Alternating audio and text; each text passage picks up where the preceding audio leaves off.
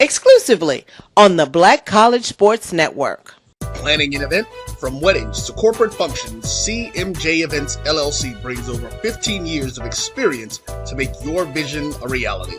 Based in Metro Atlanta and serving statewide, even internationally, we provide versatile event planning and authentic catering cuisines tailored to your needs. Whether it's pre-game meals for student athletes, fundraisers, weddings, corporate functions, CMJ Events LLC is your one-stop solution for exceptional service and unforgettable food. Our diverse culinary heritage means we cater to all cultural tastes, dietary needs, and food restrictions, making every meal uniquely yours. Let's make your next event unforgettable. Visit us on all social media at CMJ Events LLC or email us at cmjeventsllc@gmail.com. Also give us a call at 404-664-3882 so that we can start planning now. College football fans, a champion will rise in Atlanta on December 13th. MEAC champion, SWAC champion, the 10th Cricket Celebration Bowl, crowning an HBCU national champion. For event and ticket information, visit thecelebrationbowl.com. Since 2002, Empowerment Resources, Inc., a nonprofit organization, has empowered more than 1,500 youth and adults in Duval and surrounding counties through its programs Journey into Womanhood, Girls Mentoring, Life Skills for Teens, and parenting education coaching. To get involved with programs, volunteer, or donate, visit www.empowermentresourcesinc.org. Follow us on social media, facebook.com/empowerment.resources and instagram.com/empowermentJAX. For over 30 years, HBCU Image has been more than just an apparel store. We've been a movement, a statement, a legacy. We celebrate the pride, the purpose, and the culture that make historically black colleges and universities legendary. HBCU Image, a Kenny T's company. ESPN Events presents Red Lobster Band of the Year. Returning to Atlanta on December 12th, 4 bands will qualify for the big stage, where 2 national champions will be crowned. Follow us for rankings updates throughout the season, and join us on December 12th. For event and ticket information, visit bandoftheyear.com.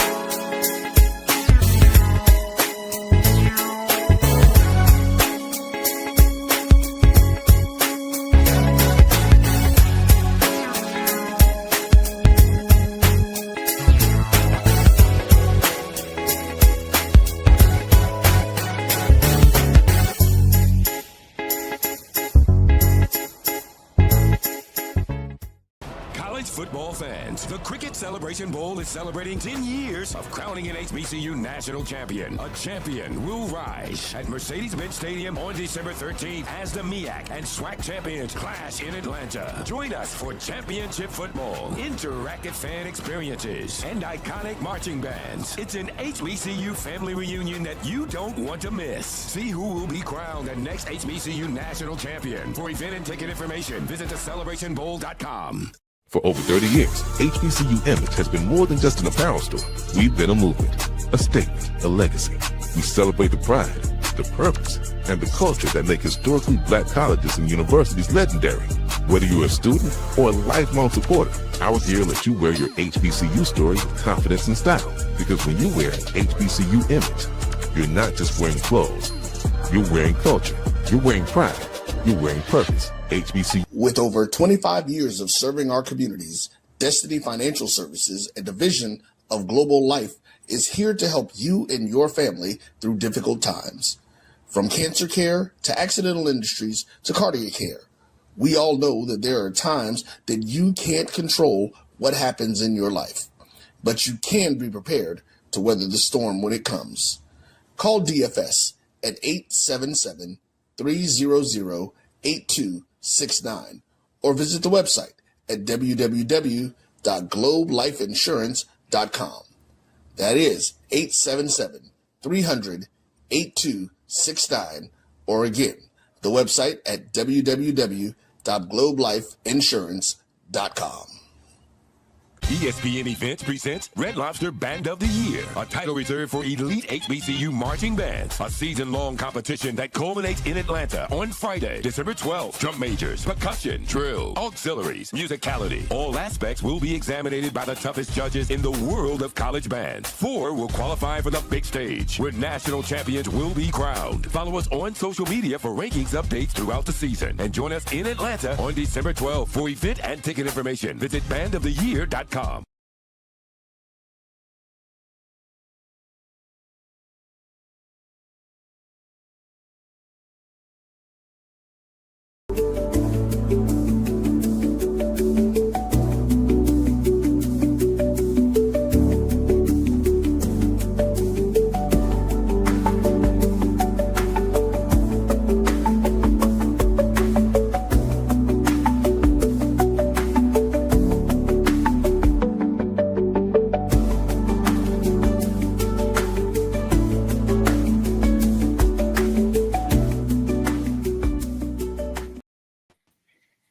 What's up? What's up? What's up? Welcome to Random Thoughts with DVP. Today is November the 12th, 2025, and it's 6 p.m. Eastern Standard Time. Well, some of us are, others of us it's 5 o'clock, it's 7 o'clock, who knows? But I got 2 of my partners here, so hopefully we won't have a show where I don't get no emails or no beeps or nothing from Mark and the Funky Bunch because my people ain't acting right. They're going against all of my good Christian values and stuff. So I just want to say welcome to Random Thoughts, and we're gonna do a little something. Man, I see, and this is why it's Random Thoughts, because I actually have an agenda. What I tell you, man, when you have an agenda, sometimes life be lifing, and it don't give a shit about your agenda. I'm gonna still go through some of it, but I'm gonna probably be a little bit quicker so we can get to some of the stuff that I need Joe for. And of course, you know, Mark is from the younger generation, so he's gonna give us the 21st century of what's going on, so us old people can understand stuff. But I'm gonna get this out there right quick while I got Joe here, because I don't never know how long Joe gonna stay, because I had a couple of questions. And Joe is from Chicago, and I'm from Georgia. So somebody asked me about what are your rights during a traffic stop. During a traffic stop, in the state of Georgia, the police must tell you why they stopped you, okay? Failure to do that makes everything else after that is invalid. And the law is clear about your rights. If you're on a public road, and let me clarify this, because I heard somebody say something. When you're on your private property, let's just say you got 3, 4, 5 acres, whatever.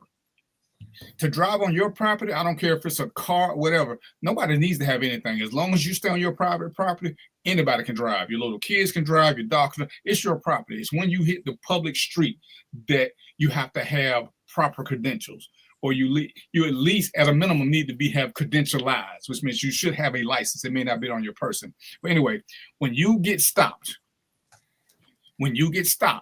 your rights are, you don't have to say anything. But when they ask you for your license or credentials, you do have to present them. That's if you look at the book, it says that because driving is a right.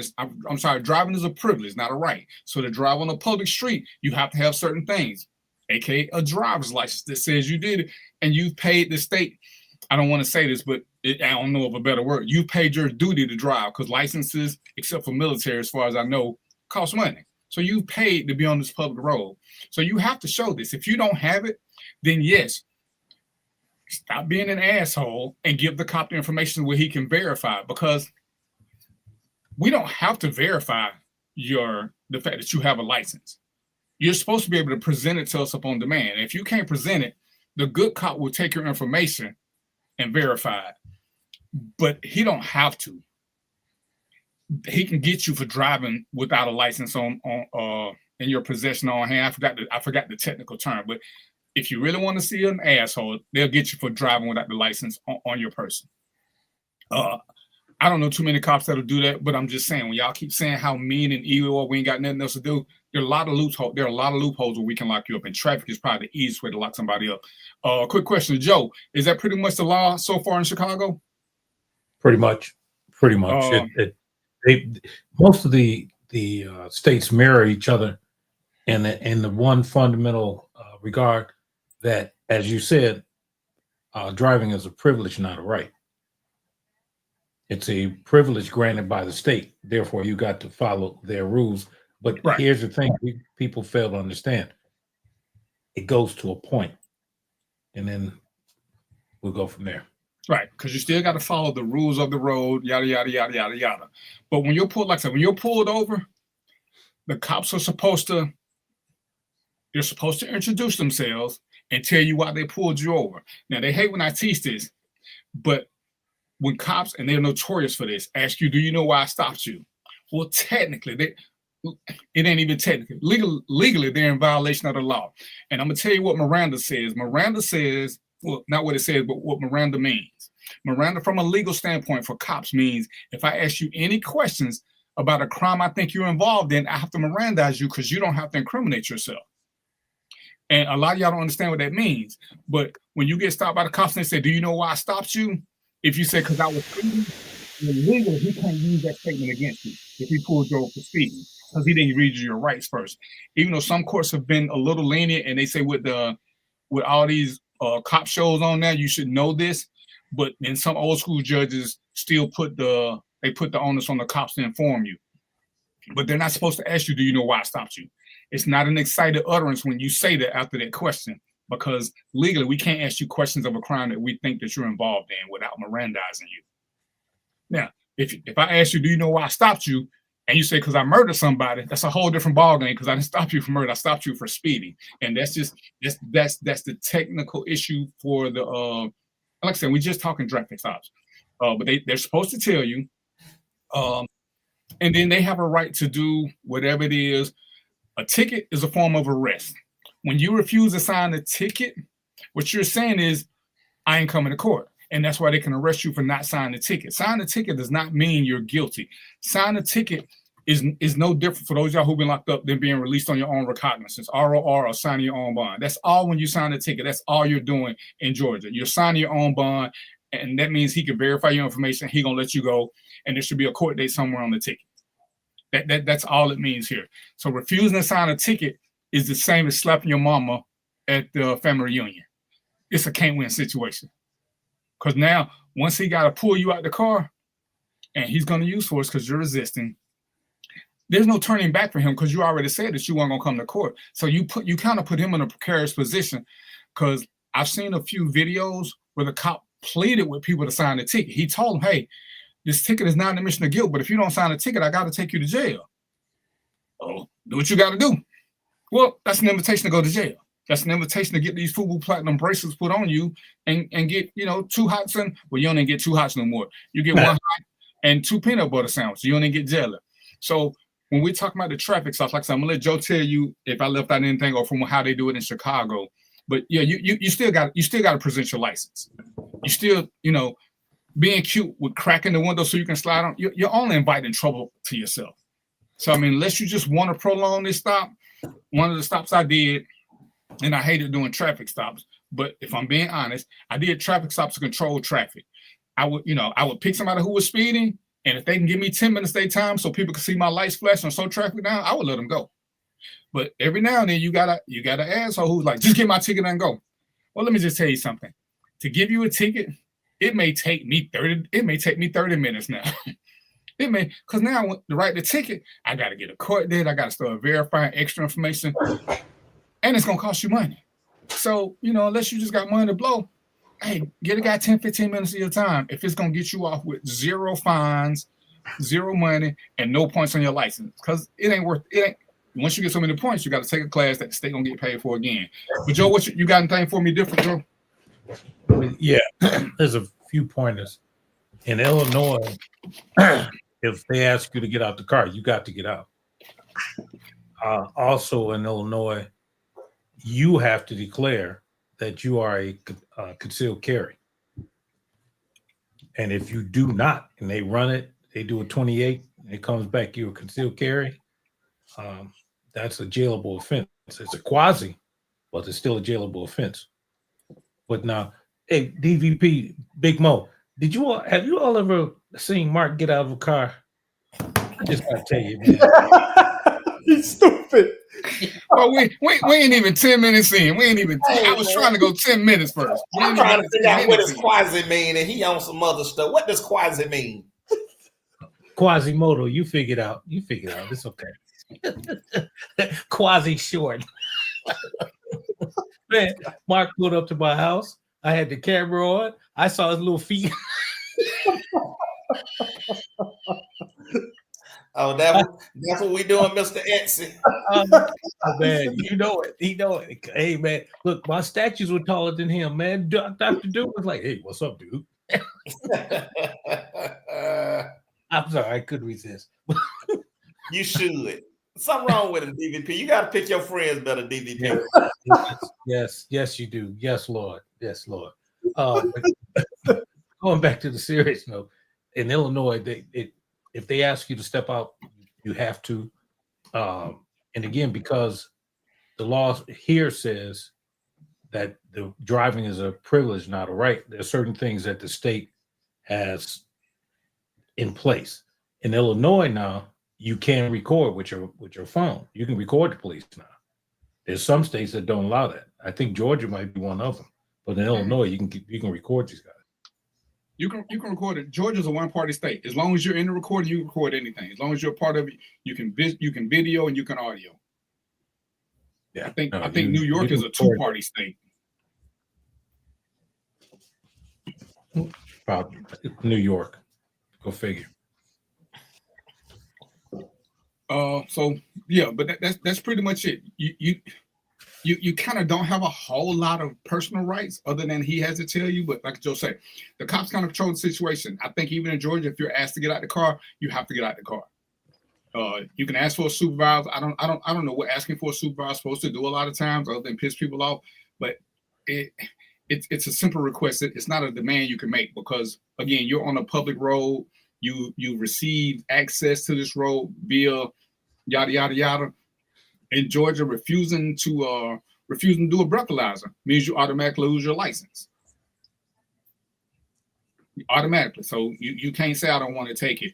I know your attorney's going to tell you this, your attorney's going to tell you that, and I understand what they're there for.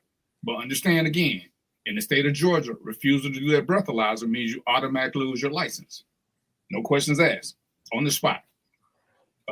And for those who you want to be cute and don't have your license on you, they don't need your physical license. Once put in the system, it's the same. And if he's smart and he puts a serve date, if you get caught driving without that license, there's a whole nother charge where you get your car towed and you end up going to jail anyway. So you saying you don't have the license so you can do it at a future date or whatever, there's no real getting around that. Any questions, comments? Mo, Mark? No, I ain't got nothing on that one. If you refuse and they take your license, how long is it? Just till you go to court, or is it an automatic time for the suspension? If you refuse the breathalyzer, yeah. If you refuse the breathalyzer, you going to jail. Yeah, you going to jail. You going to jail if you refuse that. If you refuse any of those sobriety tests, you're going to jail. Yeah. Yeah, I mean, I'm aware of that. It's just the license part. Oh well, like I said, the license. It says a year, but you may be able to get around it. But yeah, it's suspended indefinitely at that point. Yeah, okay. That's automatic revocation. And at last I checked, the base price of a DUI in Illinois was $10,000 minimum. What, that's just to fight the case. Oh, to fight the case, yeah. It's a little cheaper here. Yeah, but it would have been it's even cheaper. Two things: A, if you got your license, and B, if you ain't drinking. So you tell me. So $50 bottle of wine versus 10 G's. Well, I think I might take. Yeah. And the crazy thing is DUI attorneys cost just as much as attorneys who try you for murder, because they know most people who are fighting DUIs are elite people. Yeah. DUI attorneys are not cheap. They what?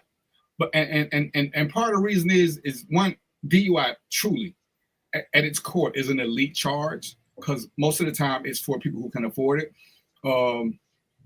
But most attorneys also know that if you get hit by a DUI task force, the chances of winning your case are slim and none. Now, I ain't bashing regular cops, but the cops that make it the DUI task forces, oh, them ones is like the Gestapo. They know so much about so many traffic laws, and it ain't no need to have a conversation with them. Just go on and say yes sir, no sir, and give them whatever they want. Because man, they like, hey, if your third eyelet is missed on your shoe, that's grounds for DUI. They know so many little things that the regular people don't know. When you get hit with a DUI task force, most attorneys don't even want to deal with that because they know they can't beat it. You can't beat the DUI. You can beat a patrolman. You ain't gonna beat a DUI task force. Yeah, a DUI specialist has to be certified every. It's either it used to be it was a year. Now it's every 6 months. So they even have to take special training on the machine and on the courses. So they've got to do CCIs or continuing education credit yearly, and it ain't no joke. And they know more about the law than me, and I taught it, but they know more about DUI because, and I'm gonna get off this, but the first thing that I did when I got on the drug task force is to get us a DUI officer on there. Because if you want to pull a car over, them DUI guys know 1,000,003 ways to pull cars over with. Correct. So last side note, understand when you put on different tires on your car, I learned this from a DUI guy. When you change the size, because we like them low profiles and we like to raise them up, legally, you change the safety features of the car. You can be pulled over and have your car towed for that. So I'm just telling you, and that's why I say it's funny. People call us assholes stuff, but most cops don't pull you over for having low riders or having them tires like them Hondas and Toyotas got with them big fat tires. But all cars have a safety rating, and you have to keep the manufacturer specs on that. Once you change the manufacturer specs, you make the car unsafe. They can pull you over for that. That's why I love having them on the team. It's like, oh shit, I never knew that. Well, my favorite was the tent. As you say, I had a guy that was DUI. This guy was a monster on the tent because in Illinois, even though you see people with all these tents on the cars, there's two things that's wrong. A limo tent you can have on the rear passenger in the rear window. You cannot have over 20% tent on the front passenger, front driver, and you can't have it over a certain length under the front visor. And these guys, as you say, they were bad. They were bad. These boys, he got him. And again, is it a pretext to something else? Yeah, in most cases. So let me ask the question. Because a lot of people get pulled over for the tent issue. I see a lot of these videos, and that's the purpose of the pullover. So my question is this: why isn't the onus on the manufacturer to make sure the tent meets state specifications before the car leaves the lot? Believe it or not, that can't be the case. Okay, go ahead. Believe it or not, it is. A lot of the manufacturers only tint the rear section of the cars. You don't see any car coming off the line fully tinted. None. So it is, the manufacturers already comply to it. It's just when these knuckleheads, I stopped a guy and I got in his car and it was midnight and it's full day outside. Now I understand. I understand when cut down people looking at you. And for our squad cars, that's a whole different thing too. I don't want people to see who I got in the back, vice versa. But at the point where you completely blocked out and you've made your traveling thing completely black where you can't hardly see. And at night I had to ask one guy, how do you see? Yeah, that's crazy. Yeah, but if you go to a radio shop or something, you under it, and they should ask you, hey, I can only do this, but if this is what you want, it's on you. Oh, that's correct. Because like I say, if you get it from a car dealer, they're not gonna put them special tires on there. Okay, what you do, it's gonna leave like it should from the factory because they have to leave. It has to leave them safe. Okay. When you buy it, now you can bring it back in there to get it fixed. They ain't gonna change size. That's your car, but they can't sell it to you like that. The black boycott. The black boycott.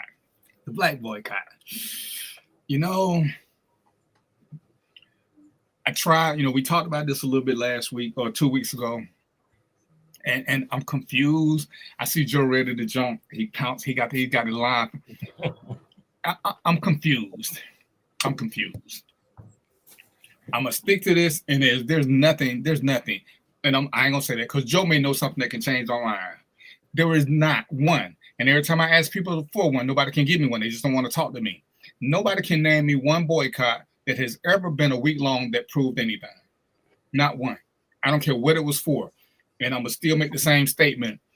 All of us, everybody on this panel has been in a relationship.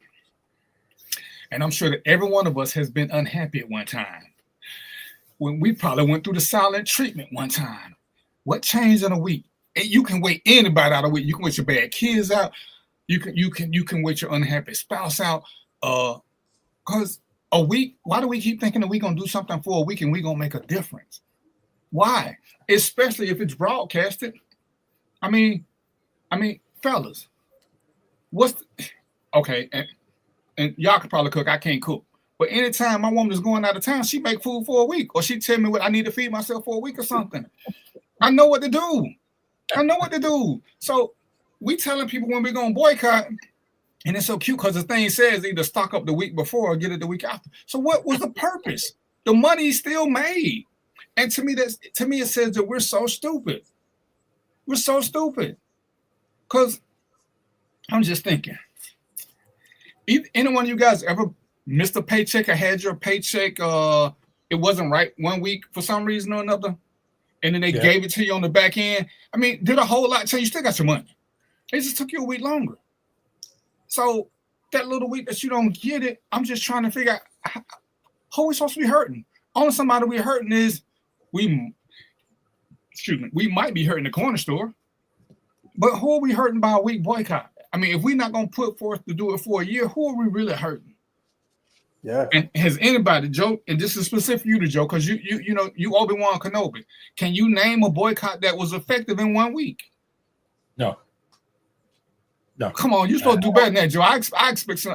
You know the answer to everything. No.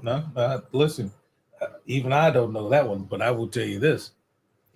Again, historically, and again, to your point, when people talk about Montgomery bus boycott, a lot of people didn't realize that was a year long. And again, True. The other part they didn't know was that they were organized. See, the key word here, organized. King and his boys put together carpools. They even had their bus line at one time. They were doing all kind of stuff. So, and there's the difference. I think I was reading some stuff on COINTELPRO last night, and if you look at the sinisterness of, if such a word exists, of COINTELPRO and what it was designed to do and what it did do, you can see how and why they killed X and King and even Clark and Hampton, because they were organizers.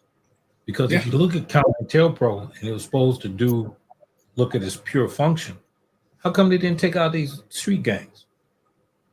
They didn't take out the street gangs because they didn't organize. They didn't mess with the mob because they were organized. Yeah, it makes sense. Think about this. They killed Malcolm X in 1965. In 1968, they killed King. Less than a year later, they killed Mark Clark and Fred Hampton. And 4 days after they killed Mark Clark and Fred Hampton, they raided the California office of Black Panther Party. Effectively, as you were here reading some books, taking the head off the snake, and the body did die. Now, let's flip that around. In terms of modern day politics, if you look at what Trump has done, and Lord knows I don't want to give this guy any credit, but his handlers are organized. Plain and simple. That's all organization. You can hate what he's doing, but it's all organization. Yeah, on that note, let me give y'all the specs for this boycott. I wrote them down. So this is what I'm gonna go through. I'm gonna go through the months. Tell you where we at. Yeah, here it go. So April. It started in April. The target stock was at 104. June went down to 93, about $10 change. August went back up to 103. September went to 92.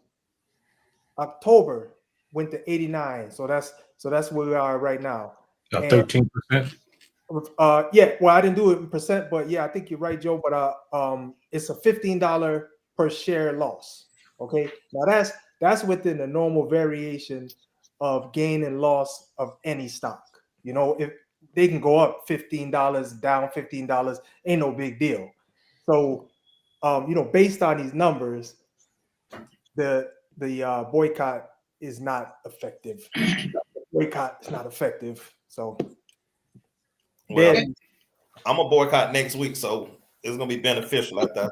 Oh, once you do it, Mark. Oh, these numbers gonna change, baby. Once you do it. Yeah, once I stop going to Target, they gonna change. Man, listen. That's like what the head of the Bears, the coach, said about Refrigerator Perry. Say when Refrigerator Perry went home, the chicken population decreased. So, and you know what I find really crazy about the black boycott is when they this is the crazy part to me. They tell us that when we do it, to start shopping locally. And I don't know about y'all, but so I'm gonna get y'all opinion. I'm gonna get y'all factual data. Locally, how many black shops, how many black businesses are where you at locally? Because if we start doing locally, ain't we supporting Asians more than anybody else then? Yeah. listen. I mean, tell me y'all stay in a neighborhood where y'all got black grocers, black this, black that. I mean, so when you say, I mean, to me, you supporting a group of people that don't live in your neighborhood. So what's the difference? And the prices are going to be slightly higher. So in this market where our money is worth less, you want me to spend more with somebody who ain't in my neighborhood, don't give a shit about me, and has got higher prices to prove a point that I got spare money that I ain't got. Yeah, my ratio is about 2 to 50. 2 black businesses to 50 white businesses Or Asians. Well, you in Arizona, so y'all might have a bunch of Asians. Yeah, I say non-black. All right. But see, so, I would challenge you. I would challenge you more, and I'll tell you why I challenge you. Let's look at the type of businesses in our communities nationwide. You will notice that the number of black grocers is damn near none. Now, if you look at when we were coming up, and I know because when I was coming up, black grocery stores were the thing. There were at least 2 or 3. Zero. If I'm wrong, tell me. Yeah, I think most black businesses are tax spots. No, and maybe a barbershop. Again, listen. I'm specifically talking about black grocers. I know. Like I said, I can say in my 60 years, there's supposed to be one in Clayton County, if I'm not mistaken, right, Mark, that they talked about. Yeah, that's pretty much it. And we're talking about in Metro Atlanta. There's one that they put on Facebook, but in my 60 years, I've only known of one. Let me give you another one quick. Let me throw you another one at you, Mo. In my lifetime, in the city of Chicago, Mecca, power, black power, even Atlanta, find me the number of black bookstores in operation. Ooh.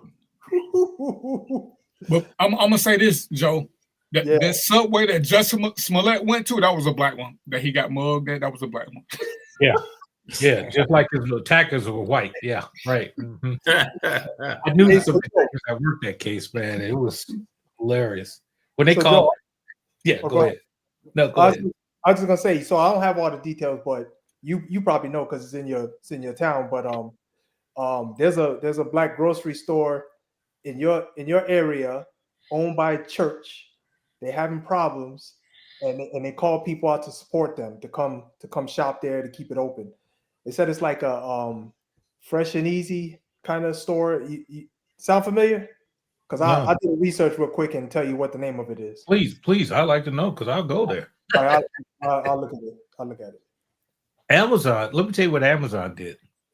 There was a abandoned factory site on the southeast side of Chicago, and it borders expressways and borders Indiana.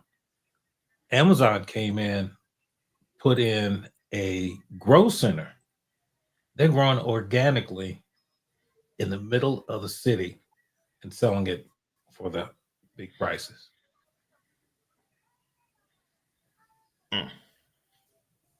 I ain't mad at him.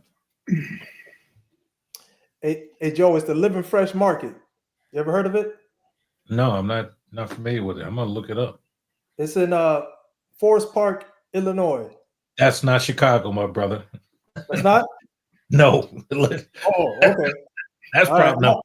I don't know. It's Illinois. I said Illinois in your state, man. In Illinois. Well, Springfield is Illinois, but that ain't Chicago. It's 5 hours away. Hey, leave Bart them out of this. So that's right, Bart. Yeah. So yeah, and I try to have intelligent conversations with people about this boycott thing. They're like, "What are you doing?" I said, "Well, I'm not telling my people to do something stupid, because to me, that's all you're doing. Is especially in this climate, And we laugh and joke about a lot of things, and one of the things I detest, I truly detest about us is I don't know what you guys really do, but let's just say, for shits and giggles, none of us or our immediate families is on SNAP or get any kind of government assistance. When I hate when people say it don't affect me, because it does affect you. It does. Even if and I'm gonna put us four in the have category. When the have-nots lose something, you know who becomes the prey? The haves. So when people say, "Oh, that don't affect me. I don't care. All these people, I'm tired of these people on welfare. I'm tired of these people on SNAP. I'm tired of these people on this." To me, those have to be the most ignorant statements, because if you don't know, you don't know. And I want to say, unfortunately, men have got to be the most ignorant when it comes to government subsidies. I've had people on here to come on here. I had women come here to talk about welfare, because for some reason, Black men seem to think you can get rich off welfare. And yeah, we've seen the welfare queen, and we know one or two people who are truly abusing it. But how many of us know rich people who are on welfare? Well, we keep saying it. I've had people come on here and say welfare, it'll give you like 30 cents on the dollar, and the requirements are so strict. But we, the people that look like us, love to keep thinking that women can get rich off welfare. The same thing with SNAP. I had a couple of friends who have government jobs who said that, hey, we're on SNAP because we don't make enough money. So SNAP benefits us too. People think that because we have a job that we're not them. But lots of people who are on SNAP have jobs. They're just not making a whole lot of money, which goes back into what I said before. Some of these groups of people, they end up getting a raise. You know what the raise did? It put them 30 cents above the limit, the max they could get. So they got cut out. So they got 30 cents more an hour, but they lost they lost almost $8,000 in benefits for the year. So we don't know who things are, and we don't care to know. We just keep judging from our ignorance as opposed to looking into it. Because I would have thought everybody I ignorantly thought everybody in the government made good money. But guess what? Government workers don't really make a lot of good money unless me and Joe, we were cops. We made decent money. The clerks don't make good money. The line staff people, they don't make good money. They don't make nowhere close to what we making. We don't think we make good money, but they looking at us like, man, they care for what we making. And then you listen to some of them talking about they making $6, $7. I'm like, well, damn. I thought admin assistants made more than that, but admin assistants don't make a shitload of money. Yeah, teachers don't make a shitload of money. Even the ones that dress nice, they don't make a whole lot of money. There may be 4 or 5 who do, but most of the time they've been there a while too. And we got to stop judging people and putting this off and thinking this won't affect us. This is why, as we talk about, I'm mixing 3 subjects now: Black boycott, money matters, and the election. This is why we got to stop saying things don't affect us. Because as I'm looking at this now, and I'm looking at, we talk about there are 8 senators who caved and said they want to vote for it. Well, as far as I can tell, those 8 senators from the Democratic side aren't running for re-election, so they ain't got shit to lose. And we look at, we want the SNAP people to get their money. I got good insurance. I'm assuming Joe has good insurance. But when I look at some of the people who were on ACA talking about their premiums are going to go from $350 to $960, so now they can't get medicine because they can't get health care. So who's going to write the prescriptions for their medicine or any of their things? One lady who has cancer, she won't be able to get cancer treatments because she won't be able to afford to keep her health care up, which means she won't get the medicine either because, again, who's going to write the prescriptions? And all these little things affect us as a community. We got to stop being so selfish and thinking about what affects me, what affects this. You know, me and Joe had a conversation, you know, jokingly but serious. We're not bad off. You know, unfortunately, if our partners, mates, girlfriends, wives, whatever, if they wanted something that went up in price, well, we can still afford to get it. You know, we might bitch and moan about it, but it really don't affect us like that. But it affects our parents, our grandparents, our lesser relatives who ain't as good off. It affects us all. It affects us all. And we got to quit thinking with that single-minded mindset that it don't affect me. Because if that's the case, then why would I care about any boycott? If we're gonna do what works for us individually, I don't shop at Target no way. So it's easy for me to say, oh shit, I'm a boycott Target. Right, I ain't been in a Target in shit 3 years. I see we ain't talking about boycotting Amazon. I see we ain't talking about boycotting Shein or Temu or none of the place that we gotta go to. Yeah. You know, it's like, and we damn sure ain't boycotting Starbucks. So I just don't get why we keep wanting to pick places, and I'm really offended when we pick places, big box places that happen to hire a lot of blacks. Because boycott places that don't hire a lot of blacks. Because why you want to boycott places is gonna hurt us. And like Joe was saying, the Montgomery bus boycott took a year, but they planned rides so that the lower income people could still get to work. Because if they can't participate, no boycott will work. Not one. So Martin understood we still got to get these maids and servants to their job. So they got these taxis taking 3 or 4 people at a time. That way, this taxi driver can still get paid because now he can split the cost between 3 or 4 different people, but they can still go to work. Because if they don't go to work, they can't miss work for 2-3 weeks. And it's elitists. It's always elitists who telling us what we should do with our money because they got money to spare, and the boycotts don't affect them. And we got to quit falling for that trap. Oh, well, at least they're trying to do something. They're not trying to do something. They're using pawns to position themselves for power. That's my opinion. Now, y'all can tell me what y'all think differently, but look who keeps saying this. Everybody who keeps telling us what we should do got plenty of money. But they saying, oh, we just got to do this. You're not going to take your power back by not going to Target. You're not going to take your power back by not going to a football game. The year we started boycotting football, and Mo, Joe, Mark, when the minute we started boycotting, didn't that same year, didn't the NFL get higher ratings? They start selling out the stadiums. They start doing, but even when we said we were going to do that, all we did was start hurting vendors because vendors don't get automatically paid. We start hurting all the little kids who hollering peanuts, popcorn. That's who we hurt. We ain't gonna hurt now NFL owner.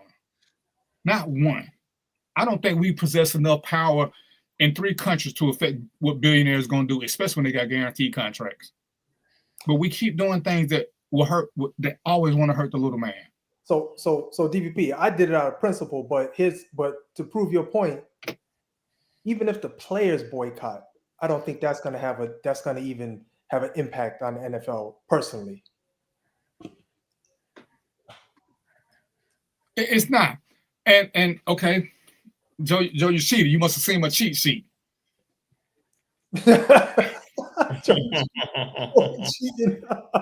Well, because he talked about this 500,000, and I'm looking at it. I should have, because I actually posted it. Joe, did you see my post?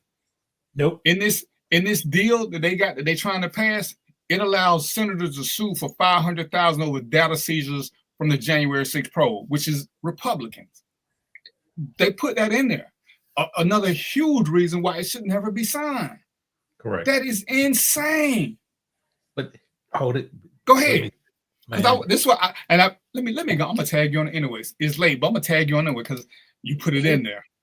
Here's the problem: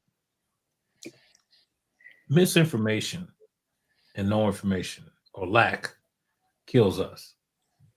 And I give nods to my black Republicans.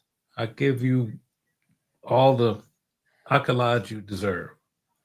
But please stop peeing on me and tell me it's rain. The problem I have is, and it's really systematic or systemic. We don't read. We are the biggest consumers of gossip and nonsense than any other group. For instance, I had a discussion earlier this week with a group, and this young man told me, I don't care what you do or what you say, I don't believe in voting.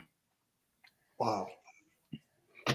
And I did my damnedest without saying some bad things to him. Said, They're gonna do what they want to anyway. Yeah. And I had to break it to him like this. The people that are making these laws that affect you, that affect your wallet and your pocket, as you say, how do they get there? He's like, what do you mean? I said, they're elected. I said, but they'll tell you not to vote, but they'll tear their base vote twice. Because you got to understand that, sure, this system wasn't designed for us. No, none of these systems were. But we can avail ourselves of them, much like the stock market. What Mo talks about. It's really about information. But the fact that we get so caught up in the minutia of the argument, they make us hate us more than they do. They divide us. And see, and understand this. In every city, there's a Chinatown. You don't see the Jews as a group doing to each other what we do to each other. You don't. You can't even find the Mexicans doing to themselves what we're doing to us. But yet, we want to say, and here's the thing. I run for office personally. Had a big Hispanic community in my ward. One of the guys I knew, he was a gang member. His whole family was gang members. His kids were gang members. Grandkids are gang members. But I had a relationship with him because one of his sons was murdered, and I helped find the murder, whatever. So he comes to my fundraiser and he says this to me. He says, Joe, we like you. I'm like, okay, this helps. He says, but we're not going to vote for you. Wow, that's ballsy. You're going to come in my office and say that. He said, well, let me explain to you why. We vote for our own. Oh, my goodness. God, dog. Jesus. And if I took that information and I started looking across, particularly Chicago and across the nation, and how they vote. Damn if he didn't tell the truth. And part of that goes to something we've talked about before, DVP. We keep fighting other people's battles, but ask them to come help you fight. See what happens.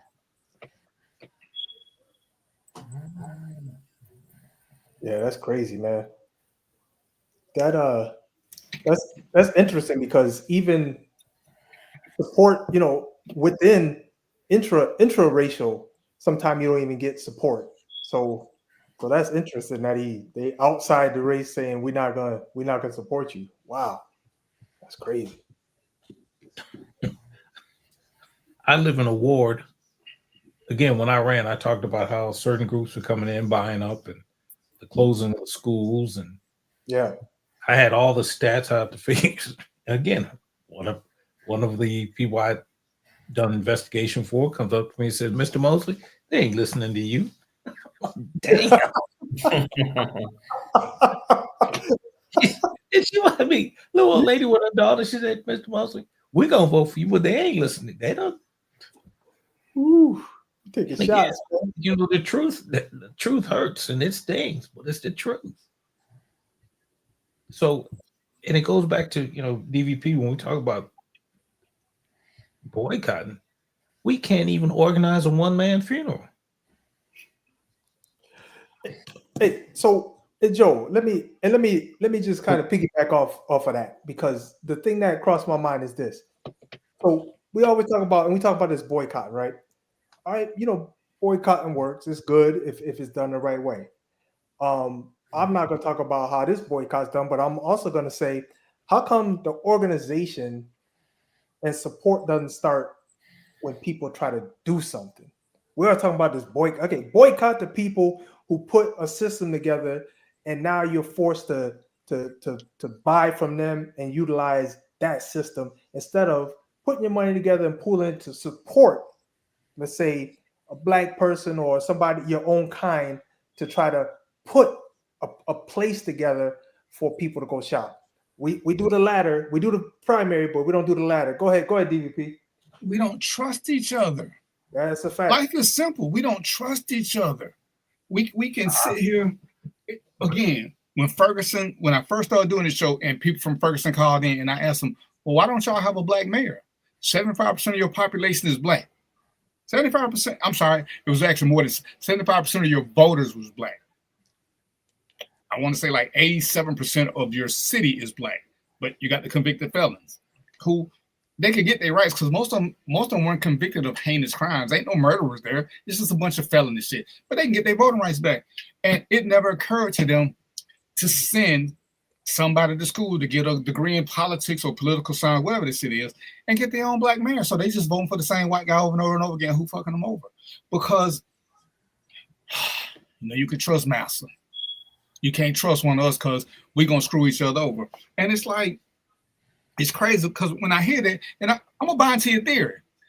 So, but I also heard y'all say the devil you know is better than the one you don't. So if you pick somebody from your own neighborhood, don't you at least know them? So why do we have this? Why do we keep flipping the script one way or another? It's that thing where you got your feet on the table and they say, do you do that at home? If you say, yeah, they're going to tell you in the home. If you say no, then they're going to say treat like home. So you can't win, because it's going to be an answer anyway.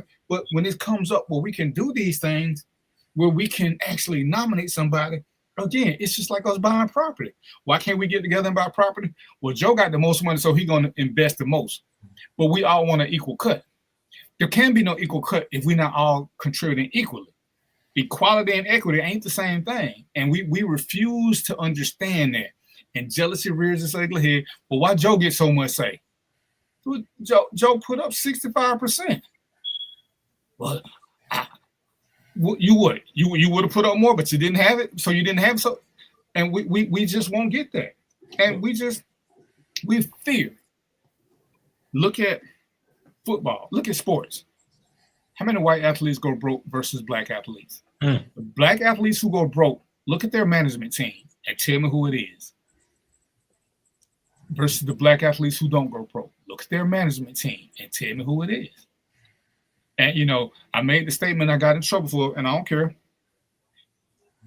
If you get a Jewish manager, he's not going to let you go broke, because when you go broke, he don't get paid. He may steal some of your money, but he's going to make sure you keep getting paid so he can keep getting paid.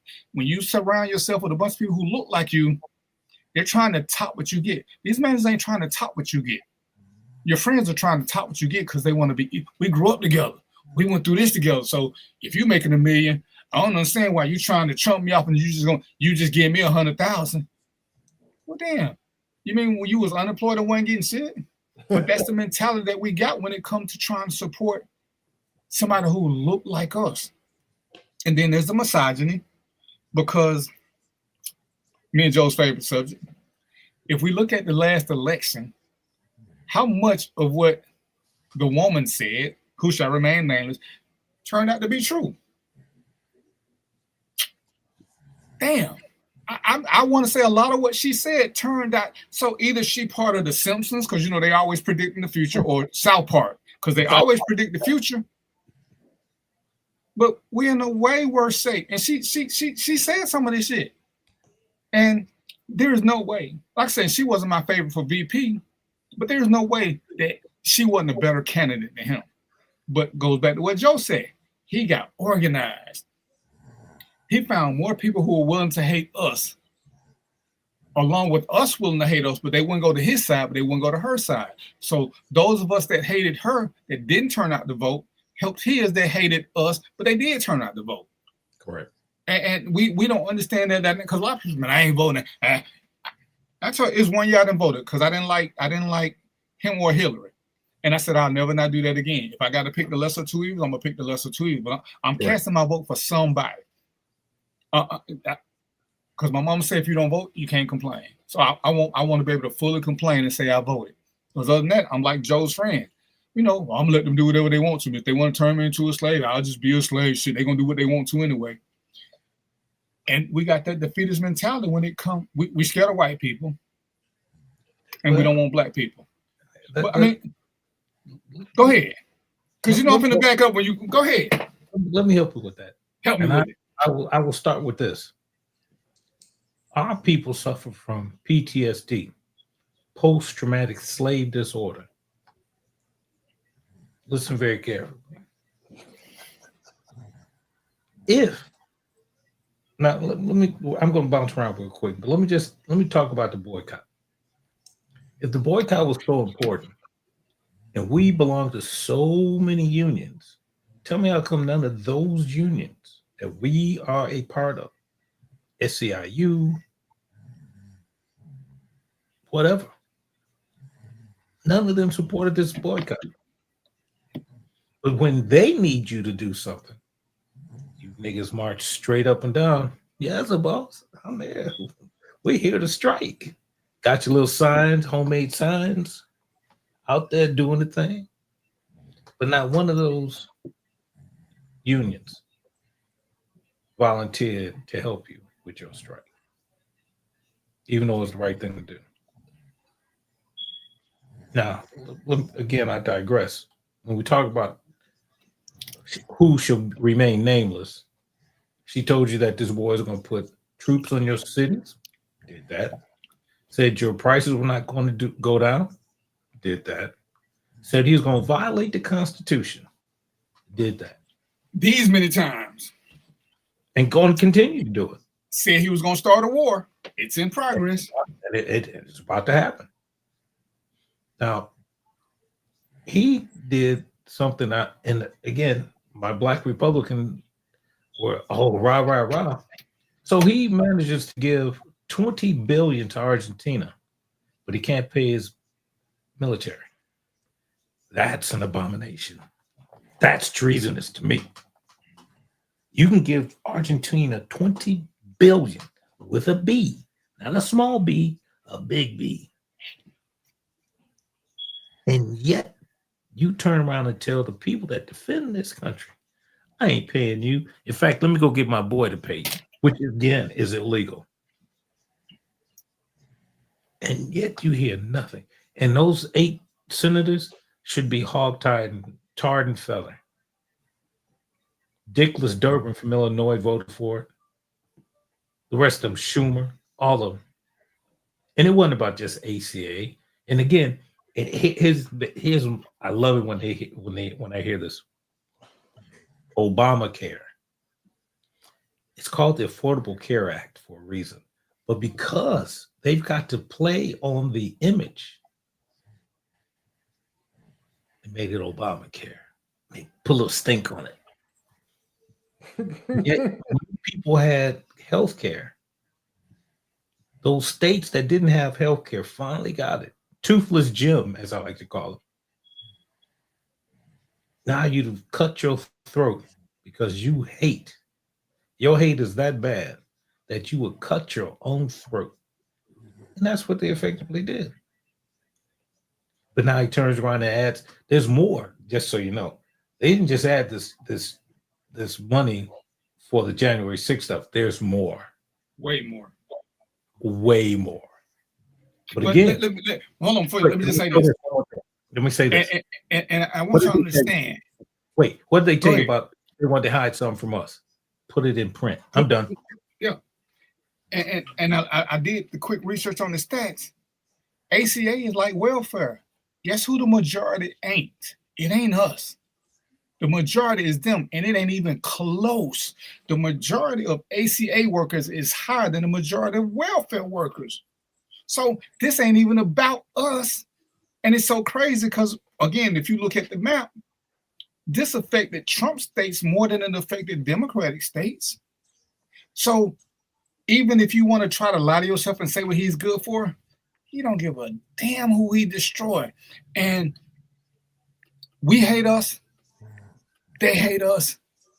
And they willing to cut off their nose despite their face to hate us. And sometimes I think, we should let them. Because if they keep doing this shit, guess what they do? They're slowly removing themselves from the equation. We're getting removed, but not at the clip that they getting removed. I want to say I looked at something. It said, just round numbers, 70% of white people are on ACA. It's like 10% Hispanic. 9 to 10% of us. So we're not even second on ACA. We're not even second. So in reality, if we were smart, why would we care? Because it's going to be their demise. It's going to be way more of them who perish from lack of having insurance. But we don't want the unintended consequences of us perishing along with it. But as Joe said, when you start reading some of this stuff, or when you look, and I talked about this before, look at our leaders. And we're going to change the subject after this. But every time, and I love this woman. She should turn it down like maybe a quarter of an inch. But you don't ever see them jumping on Jasmine Crocker's bandwagon and tell her, go for it, girl. Keep hitting them. Because I give Shawty something. Sometimes her mouth is slip at the lip, but when she start hitting with stats, her stats are factual. She not just pulling numbers out of it. She come prepared. She got flip charts. She got everything when she start. You don't see them singing her praises. And hell, the scariest thing I saw doing all of this, Marjorie Taylor Greene scared the shit out of me. Because Marjorie Taylor Greene said some shit I had to agree with. And Marjorie Taylor Greene was talking like a Democrat. I'm surprised they ain't call her around because she done called everybody named mom out. Marjorie trying to get reelected. She said, this is crazy. I don't know who telling Trump shit, but they giving him bad information. She ain't gonna never say nothing bad about him. She said, but they are giving him bad information. That was scary to me. That was scary. That's like the Klan showing up at your house and dropping off food. You hungry, but you scared to eat it. Why the Klan giving me some? Well, we know you're hungry, brother. You got to be alive so we can terrorize you. Oh, okay. That's scary. That is scary as shit. Marjorie Taylor Greene ain't never been a friend of ours. What you got, Joe? No. I was agreeing with you. I mean,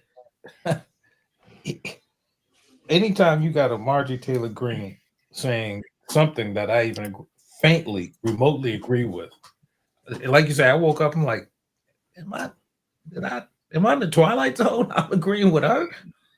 I know I ain't supposed to agree with her, but damn. So, ladies and gentlemen, we got to take this politic thing way more serious. We got to start. And I tell people, man, I watch CNN, I watch Fox. I used to watch MSNBC, but to me, MSNBC and Fox, they neutralize each other. CNN, as far as I've seen, CNN and BBC are the most neutral for what they can be. Because CNN went out to Obama, like they go out to everybody, but they do their little fact check thing, and I like the fact check because the fact check, they are what they are. But we got to become better versed. We need to know them like we know the lyrics of some of these stupid ass songs. We need to know who's in politics like we know who's on the fucking Kardashians or who's on the Real Housewives show, or hell, who even on our favorite football team. We got to do better. And me and Mo was on the show yesterday talking about how we see things coming. We see things coming. We believe there's a conspiracy. We believe this. We believe that. But nobody's planning for a survival kit. Nobody's planning for one of these things that we believe. Oh, these white people. So what are you doing to prepare for it? Oh, you bought some rims. Oh, you bought some rims. Right. The super minority, but most people ain't doing shit. I was like, one of the first things I got, I got a ton of shit now. I said, but water purifiers ain't that expensive. You need a water purifier because we need water.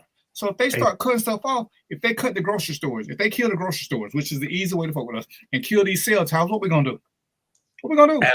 Ask, hey Mark, am I ready for him?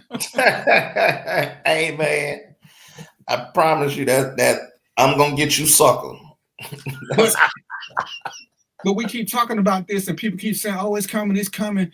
But what are we doing about it? Oh, I got guns. Dude, you got handguns. You're not prepared for what they got. They got guns that can shoot up and down streets, around corners. Your gun's only gonna work if you can see them. They got shit that will shoot us without us seeing them. Period. You know, it's like we don't even have basic. We not even cut out for basic survival. And it's like, you know, we was talking when they raid the grocery store. What's the first thing to go? Bread, and for some reason, toilet tissue. The canned goods are always still there. You know, canned goods is what you need. Canned goods is what you need. Peanut butter is what you need. You need something that don't need a refrigerator. Water is what you need. So, and I ain't telling y'all to be doomsday preppers, but to not be prepared for your lights to go out, for the grid to go down, is reckless and foolish, which probably is the same thing, but that's unadultish. Everybody should have a 30-day supply of food and water ready just in case. But most of us can't go. When that power go off, if everything you worry about your refrigerator, you're gonna be asked out. And I don't get it, but we're gonna talk about that later because I'm gonna show y'all how easy it is just to prepare. You know, save up $5-10 a week and buy some stuff. You know, just get a little something here, get a little something there. It ain't that hard. So we're gonna go to something a little bit more lighthearted. Let me throw this out there for you. Go ahead. Before you switch over, DVP. Just a comment. Just a comment. Do you think? So I got people in my family. I got people in my family. Got acquaintances that they say voting doesn't matter, or they think that voting doesn't matter, or they abstain because they don't think there's a good enough candidate or whatever it is. And so I just throwing this out there. It's just food for thought. Something I thought of. If voting doesn't matter, why would we ever have voting scandals? Think of that. People tampering with the machines, people storming the Capitol. Why? If voting doesn't matter, why does that happen? Well, I'm gonna give you one better. If voting didn't matter, why would they try to stop us? That's what I'm facts. Why would they try to stop us? Yeah. Mo, when you're ready for it, I've got a little exercise that I've developed for my classes, and I use it from grammar school to high school all the way to college. I'll share it with you, and you can try it out and tell me what your results are. But it usually works. All right. Back to you, DVP. So yeah, that every time I hear it, I just kind of walk away because, you know, if the fool don't believe it's rain when all that water's coming down, there's nothing you can say because as they say, nobody will be able to tell who the fool is while you arguing with them. So just let it go. Yeah. But I'm glad. And damn, I wanted a woman, but anyway, this can work with the four of us. I read something, and this relates to us. And actually, I watched the video, and there was a woman on there, and she was talking about her relationship, and she was saying what she had to do to make her relationship better. And she was like, you know what I realized I was doing wrong? She said, during our arguments, I was always wrong. And she said, I'm gonna tell you why, ladies, don't take this wrong way. But men develop emotionally much later than women. So when a woman has the emotional outburst, she knows she can control hers. When you do it to a man, his natural defense is to become defensive. He can't have an emotional argument because most of us are not emotionally intelligent. So she said she realized that when something was going on, she had to take a deep breath and realize what she was saying to her husband before she said it, because anything she said that didn't come out as we have a problem, how can we fix it, came out as an attack on him. And I started thinking, it's like, you know, when I listen to people, even arguments I've been in, and you guys can tell me your experience, most of the time when our woman complains, it comes across as an attack. We feel like we're being blamed for something, and there are no questions. It's like, you did this, not why did you do this instead of this? And she was like, this is something that women have to do because men aren't, we mature emotionally later, if we mature at all, because we've never been taught to deal with emotions. So when the arguments come, the women actually, ladies, y'all actually have to take a step back if y'all want to talk with us. Because if you attack us, we automatically go into defense mode. We can't go into co-op mode because it wasn't a co-op attack. I can ask Joe, as we did earlier, how are laws in Chicago? as opposed to start saying, "Oh, what y'all do if they're stupid," and he got to defend that. When you make them, when we become defensive, it's no longer a two-way street because we're not processing information, and most of us are pretty good at processing information as long as it's not defensive. What do y'all think about that? All right, I'll jump in because I got a comment, a real quick comment, because yeah, so everything you said is factual, DVP, and I'm gonna just say this, it took me a long time to figure out what, so I'm on the receiving end of what you just talked about, right? And so it took me a long time to figure out how I'm supposed to react in certain situations. And it wasn't until I had to develop an ideology. Y'all think women are you guys out there think women are easy? You better make it a damn assignment. I'm not even kidding. Y'all know. I know y'all know. Make it an assignment so you can understand what the hell the assignment is and make sure you get an A on your homework, at least a B+. All right, so you can keep it. Now this is what I went through. This is when I got to this point. It took a lot of work to get to here, though, man. I made a lot of mistakes. Took a lot of work to get here, and here it is. This is y'all better write this down as a damn scripture, because what I had to do was this. Every time a woman came at me with something, it was an argument, would blow up, boom. And what the first words out of my mouth is, why you coming at me? I ain't do nothing to you. Even if I didn't do it, it was directed at me in a way where I could feel blamed, right? Right. Until I got to this point and I started asking it. I asked one damn question. It helped me out for life, man. The argument stopped everything. And I would say, do you want feedback or do you want to be heard? Man, that shit is, I got a tattoo. Never mind. But anyway, so yeah, man. So y'all know, I know y'all know. So once I was able to get that answer, I knew what mode I needed to be in. Other than that, all of us dudes, y'all know what we going for. We trying to fix something. Something need to be, it's broken. Something need to be fixed. You crying? Oh, we need to fix something. Who's messing with you? Well, that none of that. They don't want none of that. I sat one time. I sat on the edge of the bed. Actually, I was in the bed sleeping. Got woken up. Hey, get up. What happened? And because I had learned these new tools, I sat there 30 minutes, sleepy as hell, nodding off. Yeah, that's right. Yeah, she shouldn't have said that. All of that. And at the end of all that, she said, okay, I feel better, and left the room. That's it. So they different animals. Y'all better figure it out how to deal with it. I know this worked for me. Do you want to talk or do you want feedback? It worked for me. I knew which mode to be in, and I proceeded from there.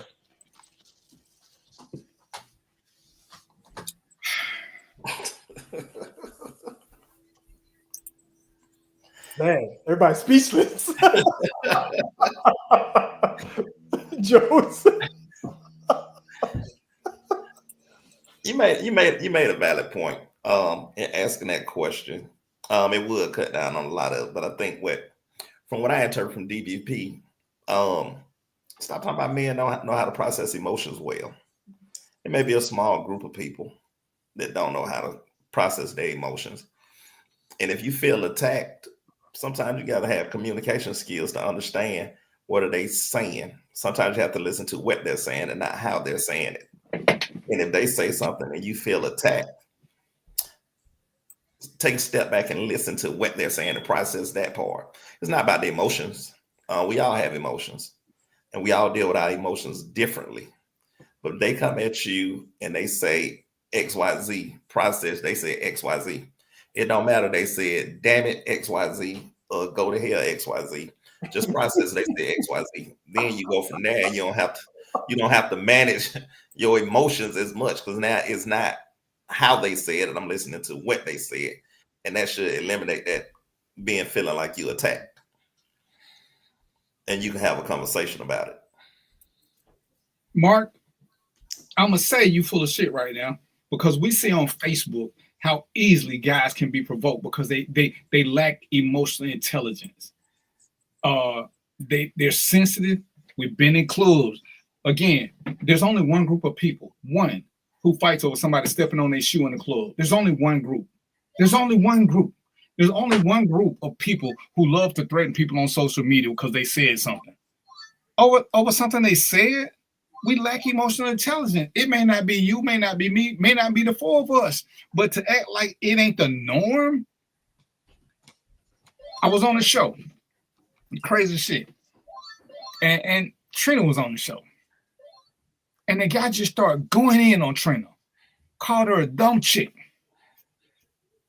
The host was trying to get him to stop, and he shot a message saying, "Oh, that's DVP woman." So funny, he wanted to apologize to me. I didn't mean to be Yes, you did mean to be disrespectful, player. You call her a dumb chick. What does her being my woman have to do with you calling her a dumb chick? Because she challenged your intelligence on something that she could factually back up. I say, but she can defend herself. But she just agitated just because she had a difference of opinion. You were ready to, you start calling her out her name. She ain't never said that out of the way to you. She came with her little data. She came with the stats. And you wanted to call her out her name. But then you want to say that men ain't emotional. Joe, you was a cop in Chicago, right? That's what they I'm tell gonna me. just give you a little fake scenario. I know you probably had this a lot, but whenever you had to go to a domestic call, and it was who punches holes in walls, men or women? Men. Is that a logical thing to do to tear up your own property? Nope. It's we give emotional responses and we like to call it everything. You were emotional, but we swear we're more logical than women. We swear all the time, and I can give them instance after instance after instance, and men won't accept that we're way more emotional than women. Very few women, in my experience, I'm gonna ask Joe again. How many women have dared you to take them to jail? Oh, shit, you just gotta do what you gotta do. Not many. That's an emotional fucking stupid decision. You'd rather go to jail than. I don't think that's emotion. That's just stupid.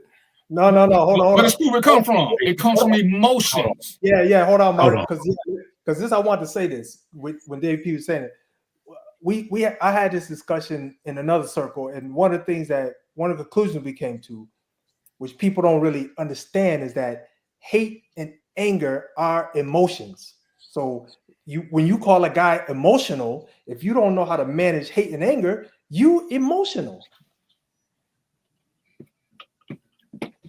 If you're responding to something that's non-threatening, you're emotional. See, somebody can say, "Oh, your mama stink." Well, that's their opinion. I don't even care. That's her opinion, and I'm sure there are times when she does stink. Who cares? But I mean, the number of it's great.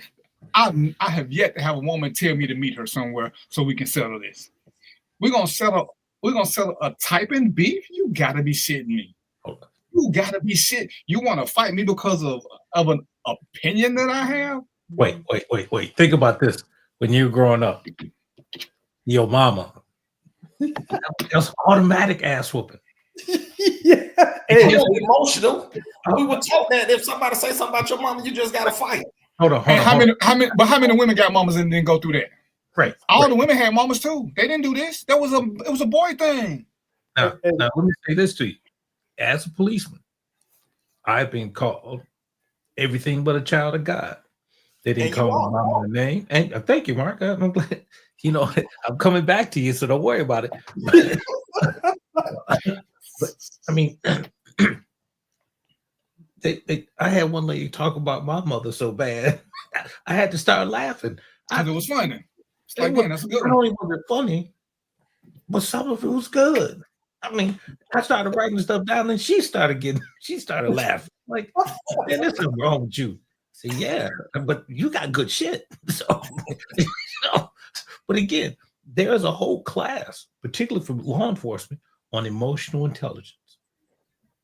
So don't discount what, I hate to say it, don't discount what old DVP got to say, because sometimes he's right. Not many, but sometimes.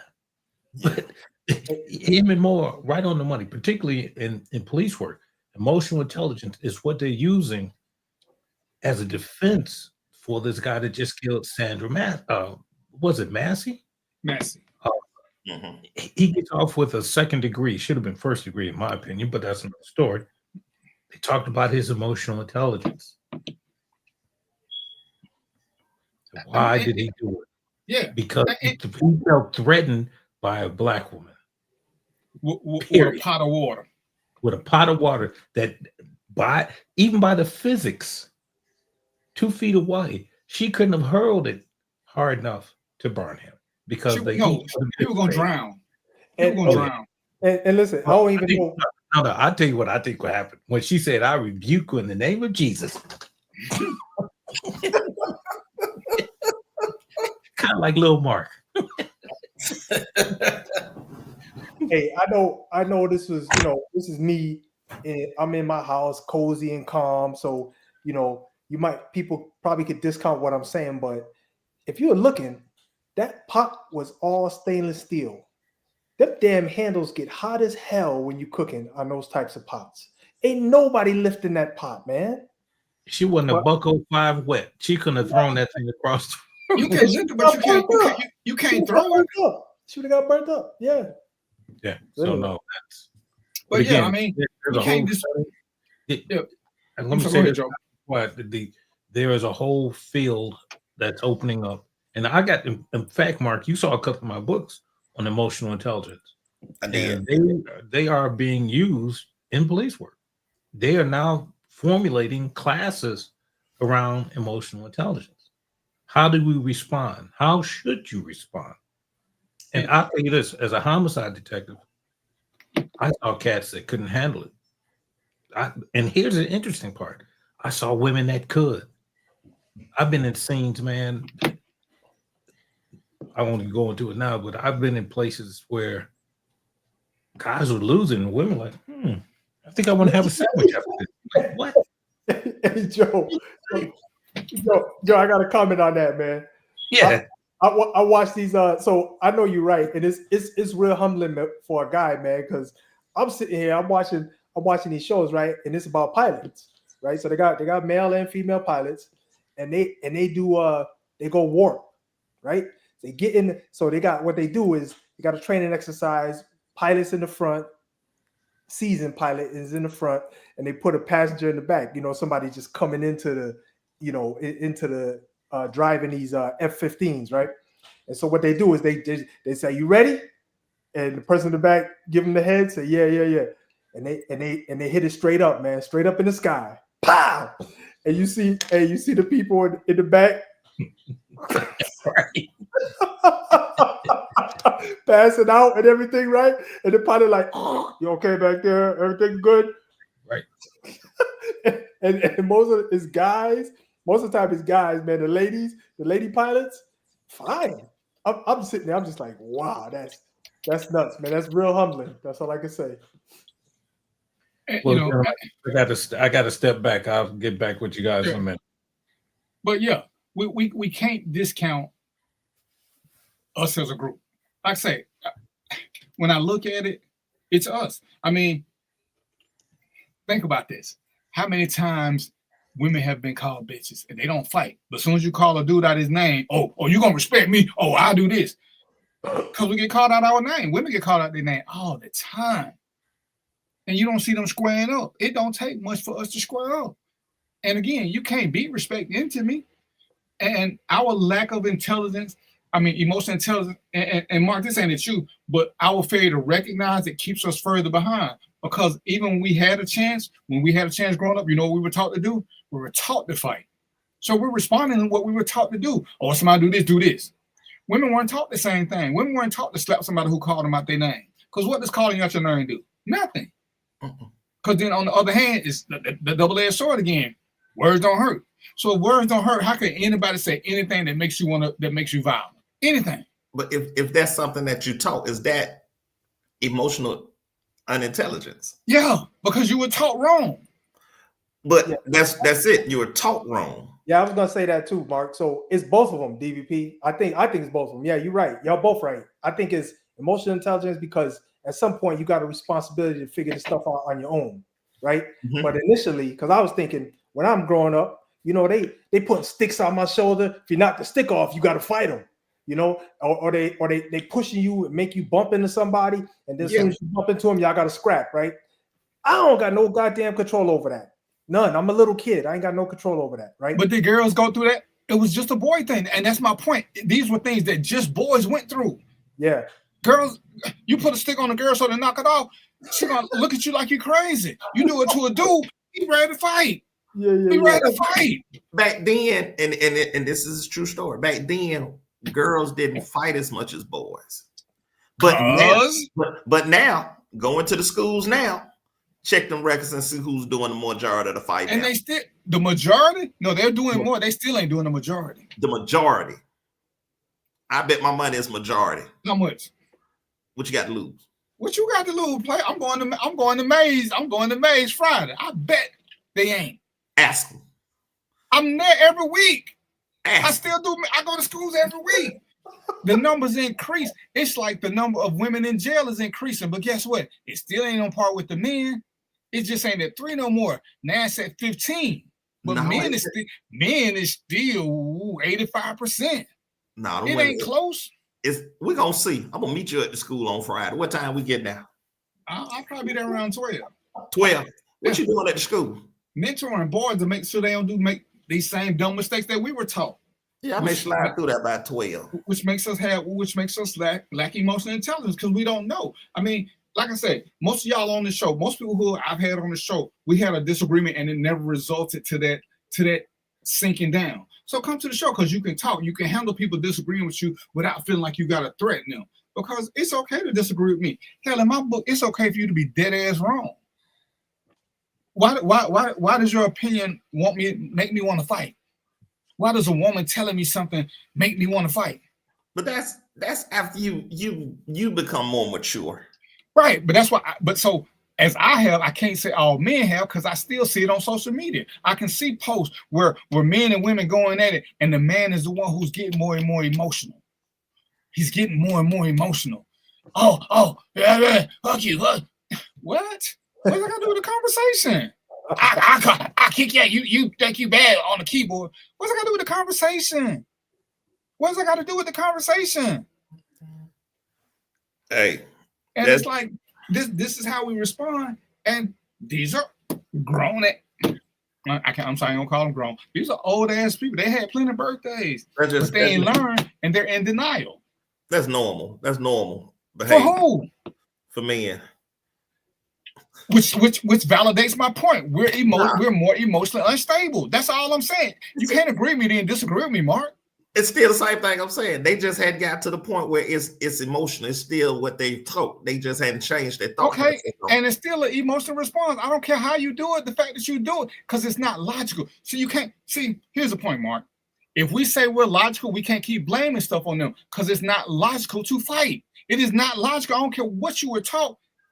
It's logical to go to jail, spend $5,000 to get out to prove a point that's never going to be proven. What's logical about that? Nothing.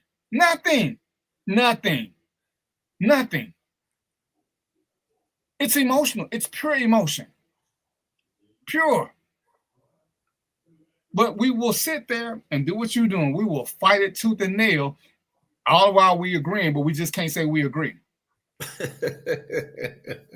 You know, and this get back to something I said on another show. I think I said it on another show, and it's that we don't. This one of the spaces we don't get introduced to, right? We get introduced to the side where you can't be a punk.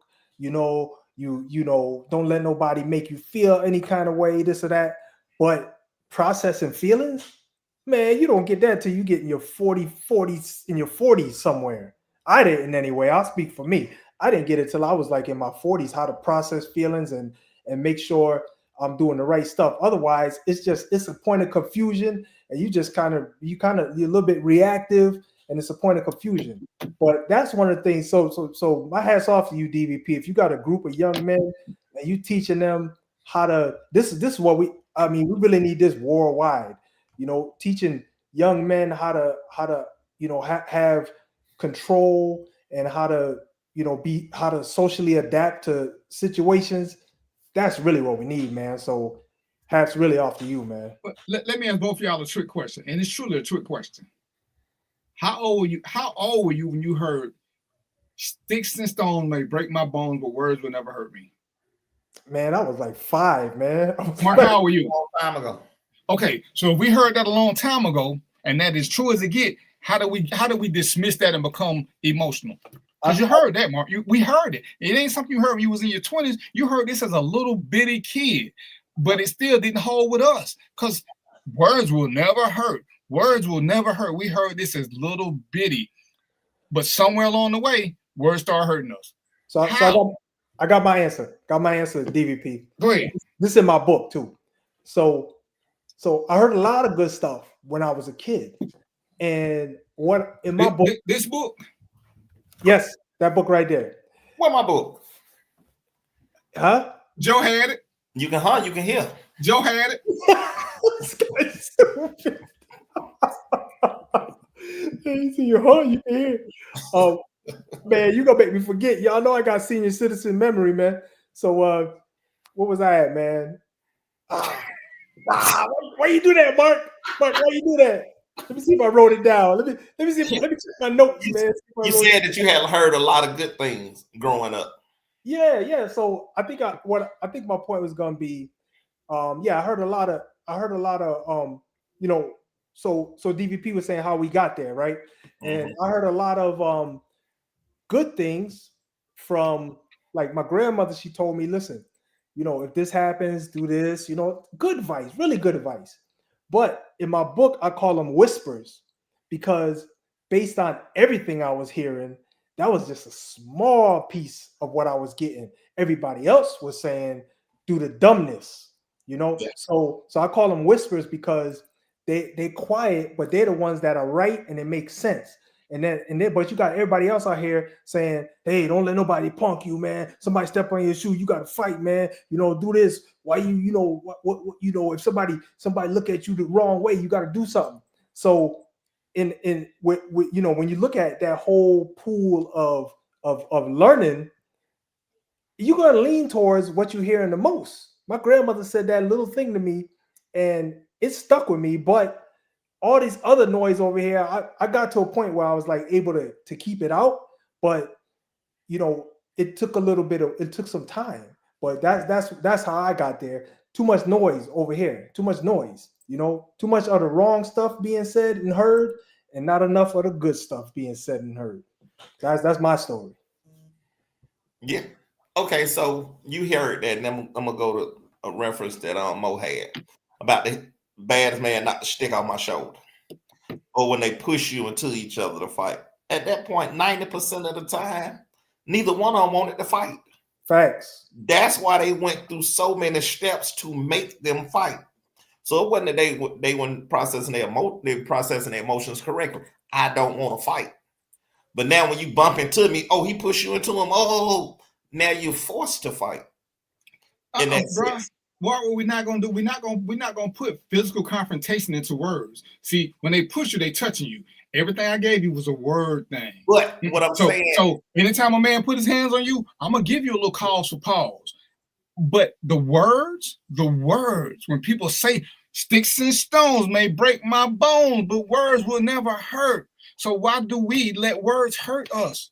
Why do we men let words hurt us to the point where we're willing to be overly emotional and still try to claim logic? There's nothing logical about going to jail. There's nothing logical about damaging my own property. There's nothing logical about it. It's a pure emotional state. What did Mo just tell y'all? Hate is an emotion. Happiness is an emotion.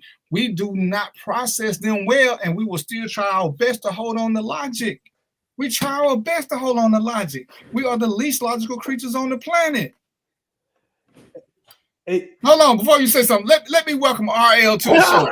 So what's up, brothers? What's going on? RL is another one who played football with us. He was on one of them cheating teams till I joined him, and I got them to go straight. And you know how it's crazy.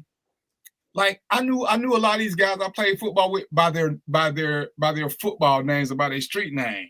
So, because I was a cop, when they come to jail, I would learn their real name, which is crazy to me. Then you got Robert, and I know Robert. But when I got a friend request, I'm like, who the hell is this dude? Because I knew him as Lamar. And I was like, who the hell is this Robert Stafford dude? I knew Robert Carter. Hell, I want to say it was another Robert that played with Soldiers. I'm like, this dude look for me, but I don't know no damn Robert Stafford. You know we don't use our real name, man. Come on now. But Lamar was your real name. You know what? I mean, if there's some guys I grew up with, man, all my life, I still don't know their real name. Well, hell, they don't either, but that's a whole different story. I'm just like, finding out some guy's real name I've been knowing all my life, man. How he come to Facebook and don't use Lamar? And I'm supposed to figure out who the hell he is because I had kept looking. I said, "What the hell he looked like a dude I played football with, but I know his name was Lamar. So I was like, I wouldn't accept him as a friend for a minute because I'm like, I don't know this dude. I don't know. He looked like somebody. This must be a fake page. And somebody had to tell me the thing about your name, depending on what you call me, lets me know how much you know me. If you call me Lamar, you deep. You too deep. You know what I'm saying? You know me. Or you owe me money. You call me Robert, you just know me in passing, man. You know what I'm saying? You probably went to school and you know me from that's school your or professional something. name. Huh? When they call you Robert, they say it in good English. When they call you Lamar, they don't pronounce the last R. They be like Lamar. Lamar. You know what I'm saying? Hey, so welcome to the show, L. Hey man, what's going on, man? What y'all chopping up in here, man? So I'm about to say this, DVP. Let me throw this out there on your topic here. So this how I learned one of the first times I saw this emotional intelligence, right, in action, and it was beautiful. I seen a couple, but this one was good. My brother, this guy had life in prison, right? Got out because this is in my autobiography. He got out because the prosecution did something stupid they shouldn't have done, and so they had to let him out. They had to release him. So dude ain't been home but about a couple months, right? So we at my mother's house, and my mother, she liked to deal with these alcoholics. It's in my book too. She liked to deal with these alcoholic dudes be drunk all the time. And so my brother was washing dishes, right? And one of these drunk cats came up to him and he said, I don't know if this is censored, so I'm gonna. He said, you know what? I should kick your ass, right? And so I was like, oh man, hey, my brother named Haven. I said, Haven going back to prison, right? Going back to prison because he about to kill this dude. Man, he turned to this cat. He said, I can appreciate that, and then went back and washed the dishes. I said, what the hell? I said, my goodness, man, that was a master class in emotional control for me. Amazing, man. Right. Because y'all know most people, y'all know how they would have reacted. But see, experiences has taught him. We'll say a lot of things, but is everything worth going back to that situation? What was worth going back to prison for him? Not somebody just talking to him. Now, had the man hit him, I'm sure he would have responded differently. Right. Which goes again to our emotional intelligence. We can get better, but we can't get better, Mark, if we don't acknowledge it, that we don't have it. See, once you acknowledge it, and being a cop taught me a lot, because people call you names all the time. You can't keep getting upset because they call you names. Hell, sometimes I was a bitch because I ain't have to lock them up. I couldn't let them go. I could act like I ain't see you do something crazy. But until we can acknowledge that we lack some emotional intelligence, how to deal with things emotionally, we can't ever get better. Because what's the first step? It's just like being an alcoholic. At some point, you have to acknowledge it before you can work on it. You know, one of my roommates in the Air Force, he would not admit he was an alcoholic. When we were forced to take him to an AA meeting. I don't know if y'all have been to an AA meeting, but an AA meeting, when you first get there, you have to check off all the things you drink. But he started writing shit down because it wasn't on the paper. Wow. How you not but you don't think you're an alcoholic, bro? You can't drink orange juice without vodka in it. I mean, we talking 7 o'clock in the morning. That's the first thing you start out with is vodka and orange juice. And you drink, you sipping this all day long, every single day, except for the days you ain't working. The days you ain't working, you skip the orange juice because you don't want your vodka watered down. But he never considered himself an alcoholic. So what could we do for him? So men are the same way until we realize, Robert, we played football together. How many times?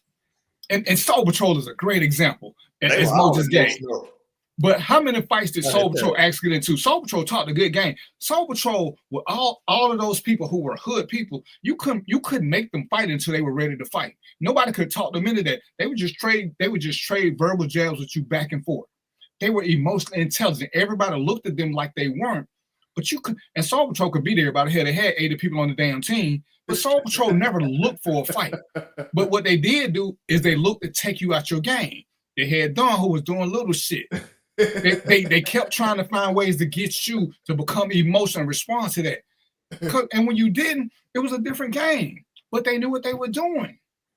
They knew what they were doing. Don made you want to fight. Right, but Don went swinging first. Don, Robert, am I lying? Wasn't Don always the first one backing up?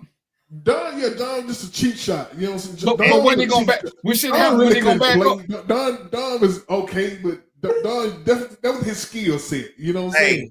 But when the fight started, what was he gonna do? What was he gonna do? He was gonna back up. He was gonna get behind. He was gonna get behind Big E. Them. He wasn't gonna never be at the front of the fight. Never, because he didn't want to fight. He wanted to get started.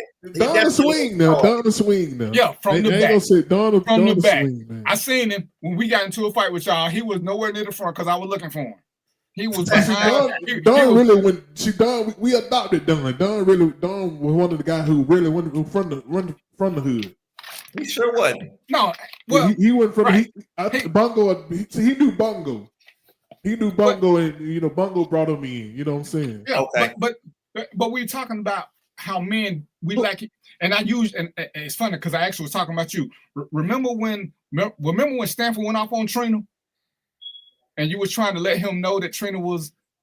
And it was all because Trina said something that made him upset. But he was arguing that men are logical. But he went off on Trina, and Trina never said anything derogatory to him. She just kept giving facts, and he just kept getting mad. Rob was trying to slow him down. And I was like, you proving my point. She's upsetting you because there's nothing logical about why you feel to start calling her names. But he wouldn't accept that. He's like, no. She just did this. I said, right. So, and you gave an emotional response because you don't have a logical comeback. And that's what women do to us, because they can say stuff, and all of a sudden we in our feelings. And our only comeback is an act of violence. So what you got, bro? What you think about that? Some guys are like that. Some guys are like that. Guys who don't know better. Well, I think every man know better, but some guys are just do better? Mentally weak like that. You know what I'm saying? I ain't finna argue too much with a woman anyway. I'll say my say, and I'll shut up. When I kill her with my silence. I use my silence as a weapon. That nothing hurt a woman more when you go silent. That eats at a woman, man. Unless you don't give her a Christmas present. Unless you don't give her a Christmas present. I ain't got to get nothing. Mm-hmm. Mo, you was there, Mo. You played ball flat. I did. Who team you roll with? You don't remember Mark? I played with the Soldiers.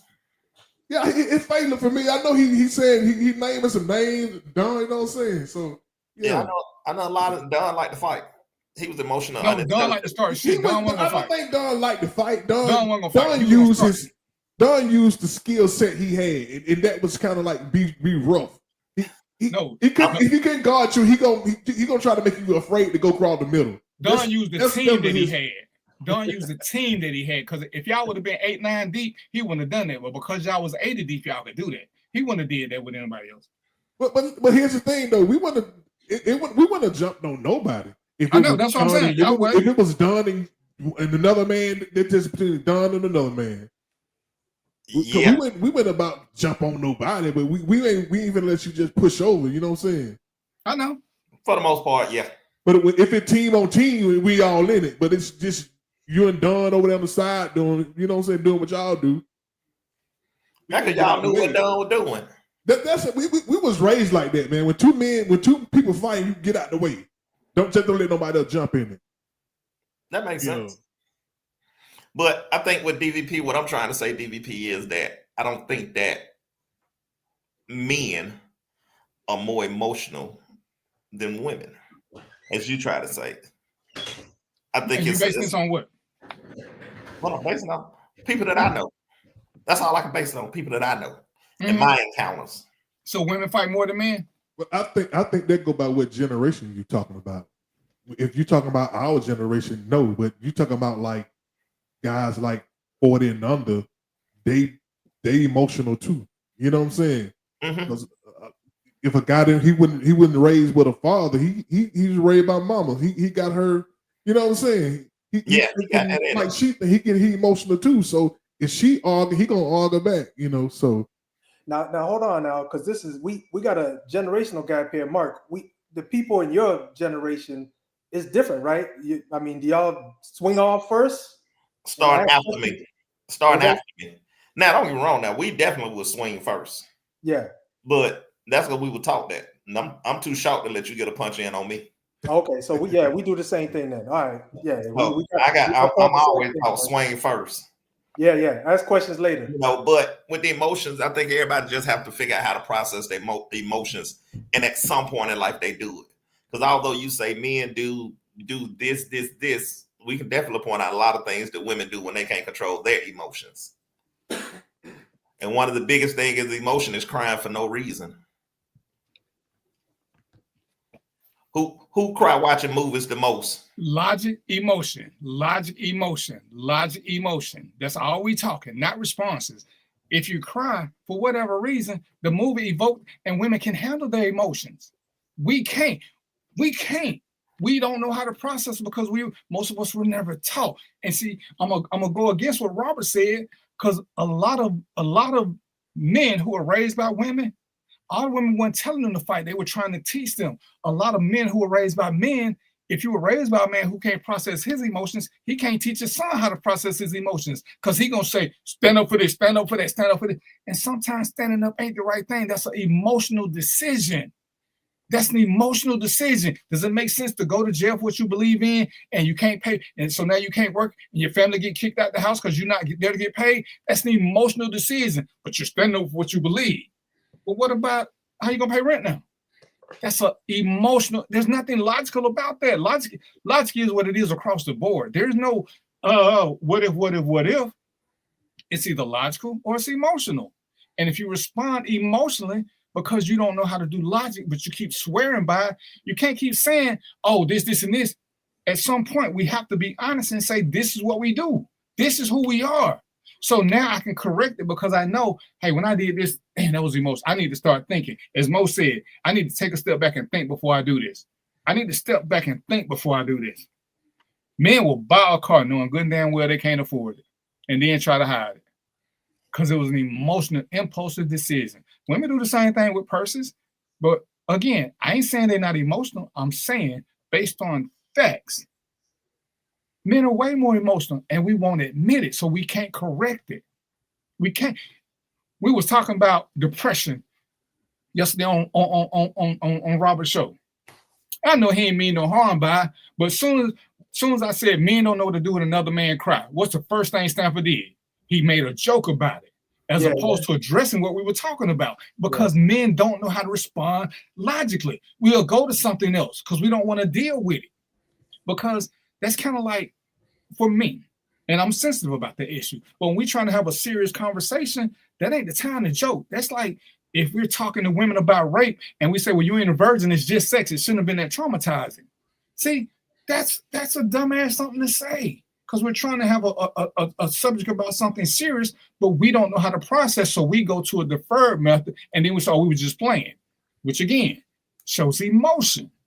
Because if we're trying to have a serious conversation, and hell, I've been on Robert's show. Sometimes he's having really deep conversations. You don't see the women joking. You don't see them joking. They take it to heart what we're talking about. You'll see guys drift off and try to make light of it. Because when it comes to being too serious, you know who don't want to do it first? We don't, because we don't want to have to deal. We don't want to have to be serious. We want to be playful because it's easier for us. We want to be able to use our muscle. When I ain't got to think about something, if I can just beat somebody down, I feel better. It's quicker. Yeah, we have to start accepting that we need to become emotionally intelligent so we can handle things better, so we can stop making crazy decisions. So we can make a decision not based in the moment all the time, but what's better long term? Robert has a son. We ain't even gonna go to his name right now. But Robert has had to face some backlash because of his son. You know what I watch Robert do? Robert don't respond to everybody who's critical of his son because it ain't the point. It's Robert's son. He got to deal with how he deal with it. But to try to respond back to all these people, that's an emotional decision. Their point of view don't mean shit. They ain't got no control of what happened. So why should he give them that energy? So as a grown ass man, because I watched him, he responded to a couple of them a long time ago, but he don't give them that same energy no more. Because he's making a logical decision. They shit don't go in his pot, so he just keep moving. He just keep moving. That's logical. That's logical. But to sit there and argue with them and they pull him out of character, that's emotional. For what? What do you gain by being emotional? Nothing. Everybody just say how unstable you are, and you can't even fight it because you are. Oh man, he got under my skin. Okay, he made you emotional. Because if he made you logical, you would have handled that easily. Women do that way better than us, way better. And we have to learn that skill. That's all I'm saying, Mark. We can't keep saying, not me, not me. Well, what about this? What about that? What about us just getting better at it? What you got, Robert? You got something to say there, brother? No, I'm just listening, man. I'm just soaking it in, man. Bro, you come on the show to talk. Don't, because then you're gonna swear I don't let you talk. Go on. You hear, Mo? I feel what you're saying, man. But I think it's very. I think you painting that with a broad brush, because all men ain't the same. You know, I ain't say all men. Stop saying that. When you say men are more emotional, that's a broad brush. So if we using 100%, I'm saying 51% is higher than 49. I ain't saying 51. We are way more emotional than women, and I'm gonna even say 70-30. If you say 50, you still got to say some men. But I ain't never say all men, so why I gotta say some? Robert, don't nothing apply to all. Nothing applies to everybody. Stop saying most. So why does anybody ever have to say all? All men aren't dark skinned. Because you said men. When you say men, that means more than one. That's all it means, Mark. That's all it means, You got to specify what percentage you're talking about. Some men ain't like that. I mean, how many men like football? Who says 70% of men like football? Nobody. When they say men like big booties, who says how many men like big booties? Nobody, Mark. Nobody, Robert. So nobody has to get a percentage. All you need is a majority. A majority. That's it. Don't do that. I think the proper thing to say, a lot of men that I know, a lot of men that I come in contact with, they're emotional men. That sounds you know what I'm saying? But when you say men are more emotional than women, you saying the percentage is higher than the percentage of emotional men is higher than the percentage of emotional women. It is. Right? No. Not even, is that true? Yeah. So okay. So, but I still ain't never said all. So what percentage of women are emotional then? I believe all women are emotional, but they can handle. We're talking about emotional intelligence. We're talking about the ability to handle their emotions. Let me jump in here, man. So look, here's the thing. So I gotta agree with DVP, and the only reason why I gotta agree with DVP is because of this, because of society and the structure we live in makes men have to be a certain way. All right, if we were able to grow up in a societal structure where we could be soft and tender and kind and still live a fruitful life and do grandeur things and just everything is great, that's fine. But y'all know we can't be like that. Men we don't have the comfort to be like that. So most of us have to put on this rough exterior. We have to be tough. We have to be hard. We have to hide our emotions sometimes because we got to deal with a lot of shit. So when it comes to that's why I have to agree with DVP. Women they deal with some of that, but they don't have to go through all of that. They deal with a lot of that, but not all of the same stuff we have to go through. That's why I think women know that they are expected to be emotional. They are the nurturers. So I think for women it's okay to be emotional with each other. But me being emotional with another man, that, you know what I'm saying? It don't seem like it's a natural thing. You know what I'm saying? So Robert, that's why we kind of like shy away from it. Answer this, Robert. If Mo called you up, I say, Robert, man, I had a tough day, man. I'm feeling it today, man. What you gonna say? I'm gonna listen to you. I'm gonna let you. I'm gonna hear you out. What's going on, man? See what's going on with you. Yeah, you know what I'm saying? I'm gonna let me know how your day went. You know what I'm saying? Yeah, Because it's just because you came to be one-on-one. Right, you right. came right. to be one. It's me. That mean you one-on-one. You know what I'm saying? Right, right. So, you know, so I'll hear you out. You know, and I'll see what I can do. What So what you expect from me? What can I do to help you? Right. You know what I'm saying? See, a lot. So you don't get that from a lot of dudes. A lot of dudes be like, "Oh man, suck it up, man. You ain't have it that bad. What happened, man? Just tell me what happened. I know it ain't worse than what I went through today. You know." So that's. I think it's like what DVP said yesterday. The way we communicate is we might say something stupid like, "Oh, I'm tired of this world." I might type on Facebook, "I'm tired of this world." That's my cue. And that's what DVB was talking. That he was talking about yesterday. We'll act out. We'll act out. We ain't gonna. More likely, we won't go. I won't go to you and say, you know what I'm saying? Unless I think you're close enough to me to do that. Right. Unless you're one of my Ace Boone Coon homeboy. Well, and I know I can mess with. I know you best with me like that. Yeah. But I won't go to. I probably won't go to you like that because we ain't built enough rapport together. Right, because for me to trust you with my emotions. That's what I'm saying. That's what I'm gonna say, because a lot of us. I mean, I don't know about you guys. I can't speak for y'all, but I have done that to somebody that I thought was gonna be careful with how I was feeling in the moment, and they weren't. So after that, I was like, "The hell with this." You know what I'm saying? I ain't going to nobody unless I know them well enough, such that they're gonna take my feelings into account properly. Because I'm supposed to be a hard ass. I'm supposed to be a hard dude. You know, nothing's supposed to affect me. You know, that's what they tell us, right? Yeah. And at what point do we look do y'all to think be about better? having have y'all heard of an accountability partner? Yes. Somebody, it's just a dude just hold you accountable, and it don't have to be emotional stuff. It can be when you falling, he can see you falling off. Say, "Hey man, what's going on, bro?" You know what I'm saying? Yeah. But they hold you accountable for your decisions, because I got a team, and it's like we sit back and we say, "Hey man, why did you do this? Make it make sense." Because if not, then hey, I got to call y'all on that. That didn't make sense. You're moving on, but you got to. Again, I'm gonna use Robert. Me and Robert can do something that a lot of people can't, and people might look at us because they don't know us like that. But me and Robert can at the same time, we can actively flirt with each other's woman, and there is no animosity because we just jesting, but we got that relationship.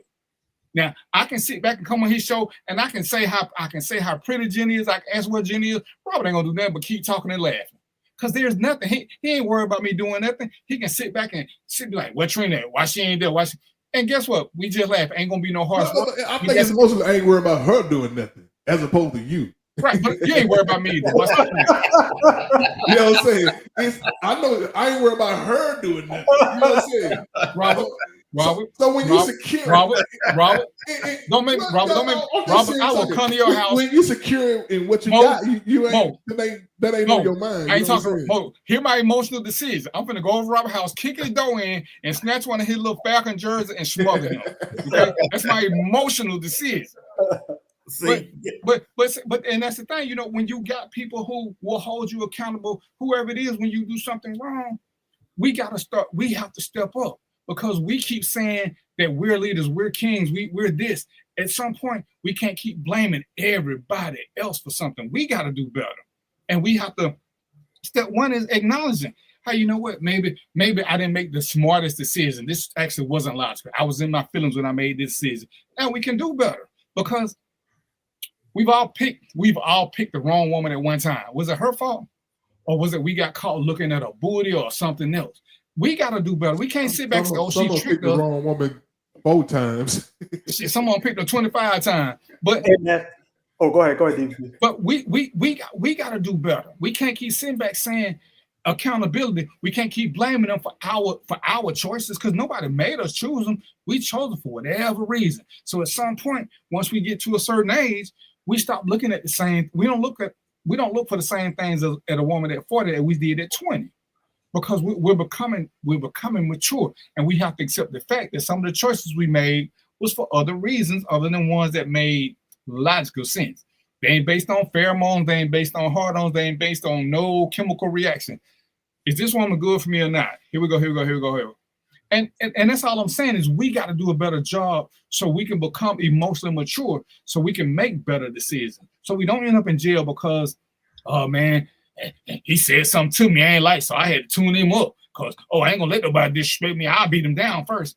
So you went to jail and paid $5,000. You get out, he still ain't got no respect for you. But your water a little bit lighter, your family missed a meal or two, and that was logical. It wasn't, and that's all I'm saying, because we can see it. We can see it damn near every day, where some dudes want to argue with a woman about her opinion. Hell, dudes will argue with dudes about their opinion. I'm sure Robert had dudes who threatened him and want to fight him about something. Like how long you gonna go, man? How long you gonna go? I got 6 more minutes. Because I was going to share the live. I didn't want to, you know what I'm saying? I was going to see how. No, I know how you treat me. I'm gonna talk bad about you. I was going to share the live to my audience. Yeah, but I'm saying I shared yours before I came on, so I'm gonna talk bad about you, Robert. I shared yours before I came on. That's all I'm gonna say. But I hear what you're saying, DVP. But it's this emotion thing that, yeah, you can't say that most men are more emotional than women. I spent 22 years as a cop. Yes, I can. What you say is most of the people I encountered, most men that I encountered. Bro, you can watch Facebook. You don't have to encounter these people. You can look on social media. And I see women being emotional against women. I see women being emotional against men. And sometimes again, we ain't talking about emotion, Mark. We're talking about who is not able to handle their emotions. We're talking about that's on a person by person basis. Because right now I think we got 4 people right now, 4 men on here that should be able to handle their emotions. So we at 100% right here. That kill your little. Well, we might be 75% because he might be one can't. Hey, as a matter of fact, Rob, them be your guests who be like that. But no, see. But I like an array of guests. You got to have a mixture of guests, man. You got to have emotional guys on it too, because you got to see how everybody tick, man. You know what I'm saying? It's a big world out here. I ain't gonna let emotional guys come on here because, see, I had two. And one on when the women went on it, his voice turned into Michael Jackson. He started inboxing me. Why are they picking on me? I said, because you're saying stupid shit. All they doing is giving you facts to show what you said don't make sense. You're being misogynistic because you're saying women can't do this, they can't do that. But what are you basing it on? What can't they do? They can drive trucks. Hell, I know a woman who can put an engine together. But his statements were so misogynistic when they went in on it. What am I supposed to do? Dude, they hitting you with facts. They're not hitting you with opinion. You said you feel like this. You feel like dudes who was raised by single parents are this. So to me, now you're talking about me. But I ain't gonna take it personally. You're talking about a bigger group. I don't know the bigger group because I don't know how everybody was raised. But you can't come on and start talking about women can't do, because that's kind of crazy. I think most people judge. I think most people judge people by their own experiences, their own life experiences. Like if a guy raised with a father, his gripe gonna be y'all ain't nothing. Y'all ain't raised with your daddy when raised in the house. But I know a lot of guys who doing pretty well with just a mama in the house. You know what I'm saying? So I've seen that. You know what I'm saying? But the guy who say you gotta have a 2-parent home to be successful, and I've seen the opposite. I'm like, so right? It goes by your life experiences, I guess. What you seen in your life, you know what I'm saying? But 2 parents, and I'm gonna take your example before we move on. And 2 parents sounds good, but the magic word is 2 loving parents, because a lot of people came from 2-parent homes where they didn't get along. We did a segment on people who survived 2 parents, and all the kids said the same thing. They grown up now. They wish their parents would have got divorced because they knew there was tension in the house. So them being in a 2-parent household gave them. They had to learn how real relationship work because they grew up with 2 parents and it was strife. Then you got those who grew up with 2 parents and it was not. So it's the loving. So there are conditions. You know how I learned how to contain my emotions? Because I grew up around a lot of women. In our family, we didn't have a lot of men in our family. My daddy wasn't there. My cousin, them daddy wasn't there. And the women raised us. You know what I'm saying? Mm-hmm. All the women raised us. So we was raised around. I don't know if we had like a big cousin or something like that, but we didn't respect them as a father figure. You know what I'm saying? Mm-hmm. But the women taught us how to be. I know it goes against what a lot of people say. A lot of the women taught us how to be strong men. You know what I'm saying? Right. They're not men. You know what I'm saying? So I see it can happen. You know what I'm saying? So I hope I'm not emotional to you. Am I emotional? your voice went a little high. You emotional.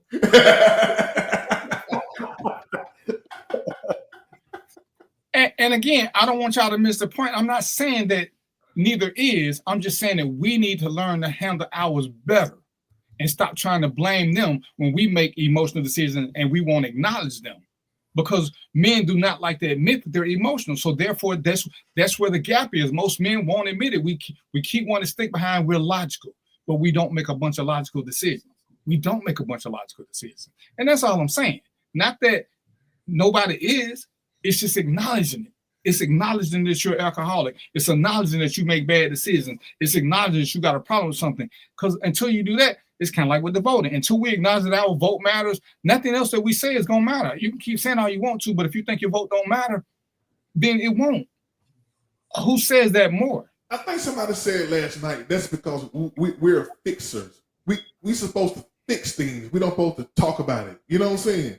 If I acknowledge that, okay, I did, that was wrong. No, I'm going to try to fix it. I'm not going to talk about it. You know what I'm saying? That's what women do. Women like to talk about it. They see a problem, they want to talk about it. Yeah. Man, did you take out the trash? Man, I don't walk by the trash 20 times. I know the trash needs to be taken out. But maybe you take out she emotional, see. She told me to take out the trash yesterday, but I ain't took it out yet because I know the trash people don't come to Wednesday, right? So I'm going to take it out there when I know the trash people coming. But she emotional about it because she want to get it out now. You see what I'm saying? So because it stink. That's logical. It stinks. That's logical. I'm gonna do it when I have to do it. I'm gonna do it when I have to do it. Mo, is it logical to keep stinking trash in the house? No. Matter of fact, you know what is logical? That your ass gonna keep getting bugged until it's taken out. Because that's what happened to me. You know, you just asked me, man. I'm gonna take it out in a minute. Well, I needed to get out, and so finally I'm like, okay, that's too much, man. Let me get this. If you want to take it out that bad, do it. Nah, I had to. No, hey, that's another. You got emotional, Mo, and you gave in. You got emotional.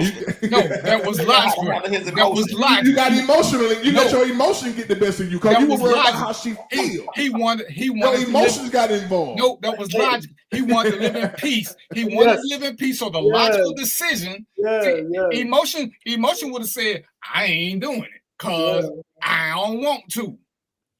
Emotion. That's not logical. When the trash thinking need to go out. Anyway, it's 8:01. Hey, I'm gonna let RL go first and see what lasts. I want to make sure he tell y'all about this show because he will let you come on now. He just won't let me because I had to ask for 20 minutes to get the link and he wouldn't let me come on. But go ahead, Art. I have to ask you for an invite. When I do my show, I just post the invite. Mo, I don't know who's gonna show up. How long was me and that lady asking? How long was me and that lady asking for a link yesterday, Mo? You select your people.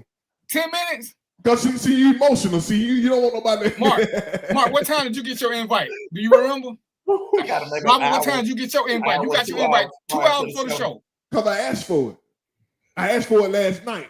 And ladies and gentlemen, y'all see what time he came. He came on CP time. So I could have just sent it at 7:40. Because again, you know what he do? He'll come in, he'll speak. And then when I speak to him, because I see him pop up, he don't answer me because he'll come in and he'll leave. But I ain't supposed to notice that. So anyway, with Mark, anytime, man, you want to come on the show, man. You're supposed to be a part of the show. Get your part and shots on how I'm Mark, coming to your house. You want to come on the show, be part of a show where the producer ain't all up in your video, stuff like that. Take that. He's gonna get emotional. See, he getting emotional smoking that peace pipe. Yeah. So you don't need that. You get too emotional to be having that around. Hey, when I come to your house, I ain't gonna have it no more. You do not need that. When I come to your house, I'm not gonna come back home with it. How about that? He went like that when he played with Lockdown. He didn't get like that till he played with Soul Patrol. Hold on, who the hell is Lockdown? For the kind of sheriffs. Oh, the Hoyas. Don't do that. No, they were locked down. I wasn't playing with them then. Well, he didn't know number one rap. Remember, I started with, and nobody could stop it. Nobody could stop it. 5 yard stop. Hey, and do it. See, he don't want to admit this. Who was the first receiver to go for over 100 yards against Soul Patrol? The slow guy that didn't run but one. I can't believe. No, I ain't gonna never say that. You ain't gonna never get me to say our receiver had a 100-yard passing on us. I was the first one. And do it lead. And do it lead. Hey, don't talk about it. We played a whole game on one side of the field called the team couldn't even advance across the 50-yard line. When he said he was the first, he talking about in the 70s. That means Robert was there in the 70s, so you ain't saying nothing. Soul Patrol went around in the 70s. Anyway, not on the team, but you and Robert Carter. Well, anyway, Robert, get your pardon shot. Yeah, man, appreciate you for bringing me up, though, man. So, next time, y'all can find me on Overflow, the Everyday People Show, man. Streaming, YouTube, Facebook, and also, man, I got a show coming up in December, man. December the 27th, the RL Experience. Y'all ain't never heard me sing yet, man. Y'all go check me out. RLStaffordmusic.com. I just released my second album in it's not coming up on a year now. My second album. Well, okay. We already late. Give us a little acapella. See, I don't sing to the guys, man. You know what I'm saying? I don't do guys like that. Sounds really emotional. Who buying the ticket? Who buying the ticket? Picket lines and picket signs. Don't punish me with brutality. Come on, talk to me. You can see what's going on. See, I give you a little more. See, I can't give you no Luther. I can't give you no Luther. No. Bring it later to the show, and I'll give you some Luther. You can do Dance with My Father. You can do Dance with My Father. I got some. I did that video. I got that video out, man. You know what I'm saying? Man, this song gonna give me some new friends in 2026. What? All right, so his show December the 27th, man. Y'all come at the Pink Line. Y'all know the Pink Line. It's out there, you know, the new Black Wall Street, out there, Stonecrest Mall, cross street of Stonecrest Mall, man.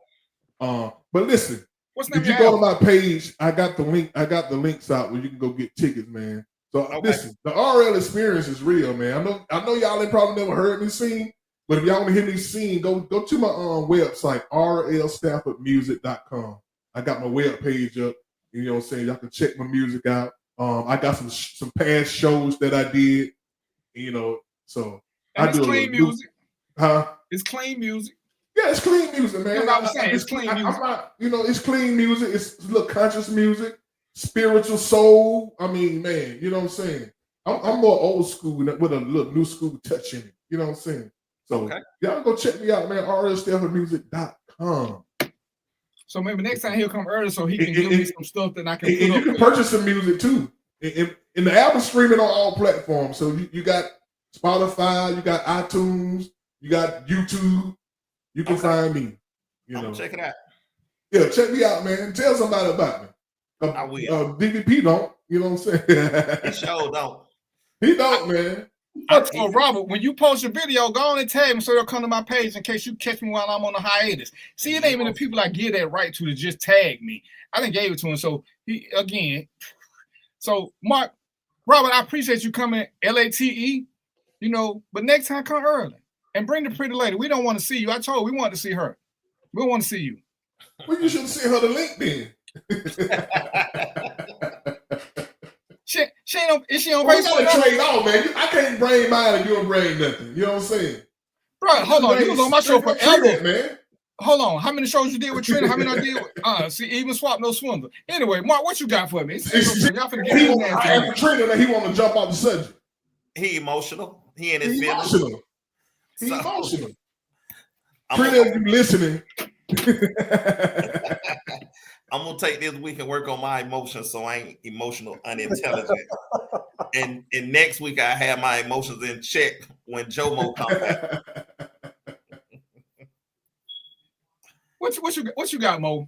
Let me get to the adults in the room. Hey man, it's just good chopping it up with you brothers, man. You know, this type of space, man. We need to get more people need to come on this space because there's learning and we have a good time doing it. Show up. That's what's up. So this is Random Thoughts with DVP. I want to thank all my guests, even the ones on like them three, and Joe who had to go feed his wife so he don't get in trouble. Then he can come back. We're gonna get some more stuff. We're gonna have some fun. We're gonna get some serious topics in. Like I said, check out Rob. He on Tuesdays. At 6. No, not 6. What you do? 7 to 9, Robert? Yeah, 7 yeah, Rob. Tuesday 7 to 9. Check him out. He actually pretty good. I would go back and give him critiques. I told him he was doing a good show. So all right, man. I'm just trying. I just want to be me. Okay, you know listen. I'm gonna do this for 3 more minutes. See what he just did? That's the next thing we got to do. When people give us a compliment, we're gonna do a whole show on this. We got to stop downgrading their compliment. We're gonna learn to just say thank you as opposed to I ain't that. Because and it's funny because that's actually we used to do that. That's actually from the slave days where we try to deflect. So I'm giving this brother a compliment, so don't pay him no attention. He actually got a pretty good show. Because if I don't like the show, I ain't coming. I appreciate that, man. I ain't coming if I don't like it, and I ain't finna give you no smoke. So I'm gonna tell you the truth. So he got a pretty good show. So check him out. We'll be back next week. We're gonna do something about depression because I need for y'all to understand depression before the holidays hit and how y'all can help y'all friends and loved ones to make sure you don't add to their depression and how to look out for them on the sly without being overbearing. And we're gonna talk about something else too. All right. So again, I appreciate everybody. I'm through with my drink, so y'all know what it is, right? Peace, popcorn, and chicken grease, and we out. All right, fellas, y'all hold it down. I appreciate you, boy.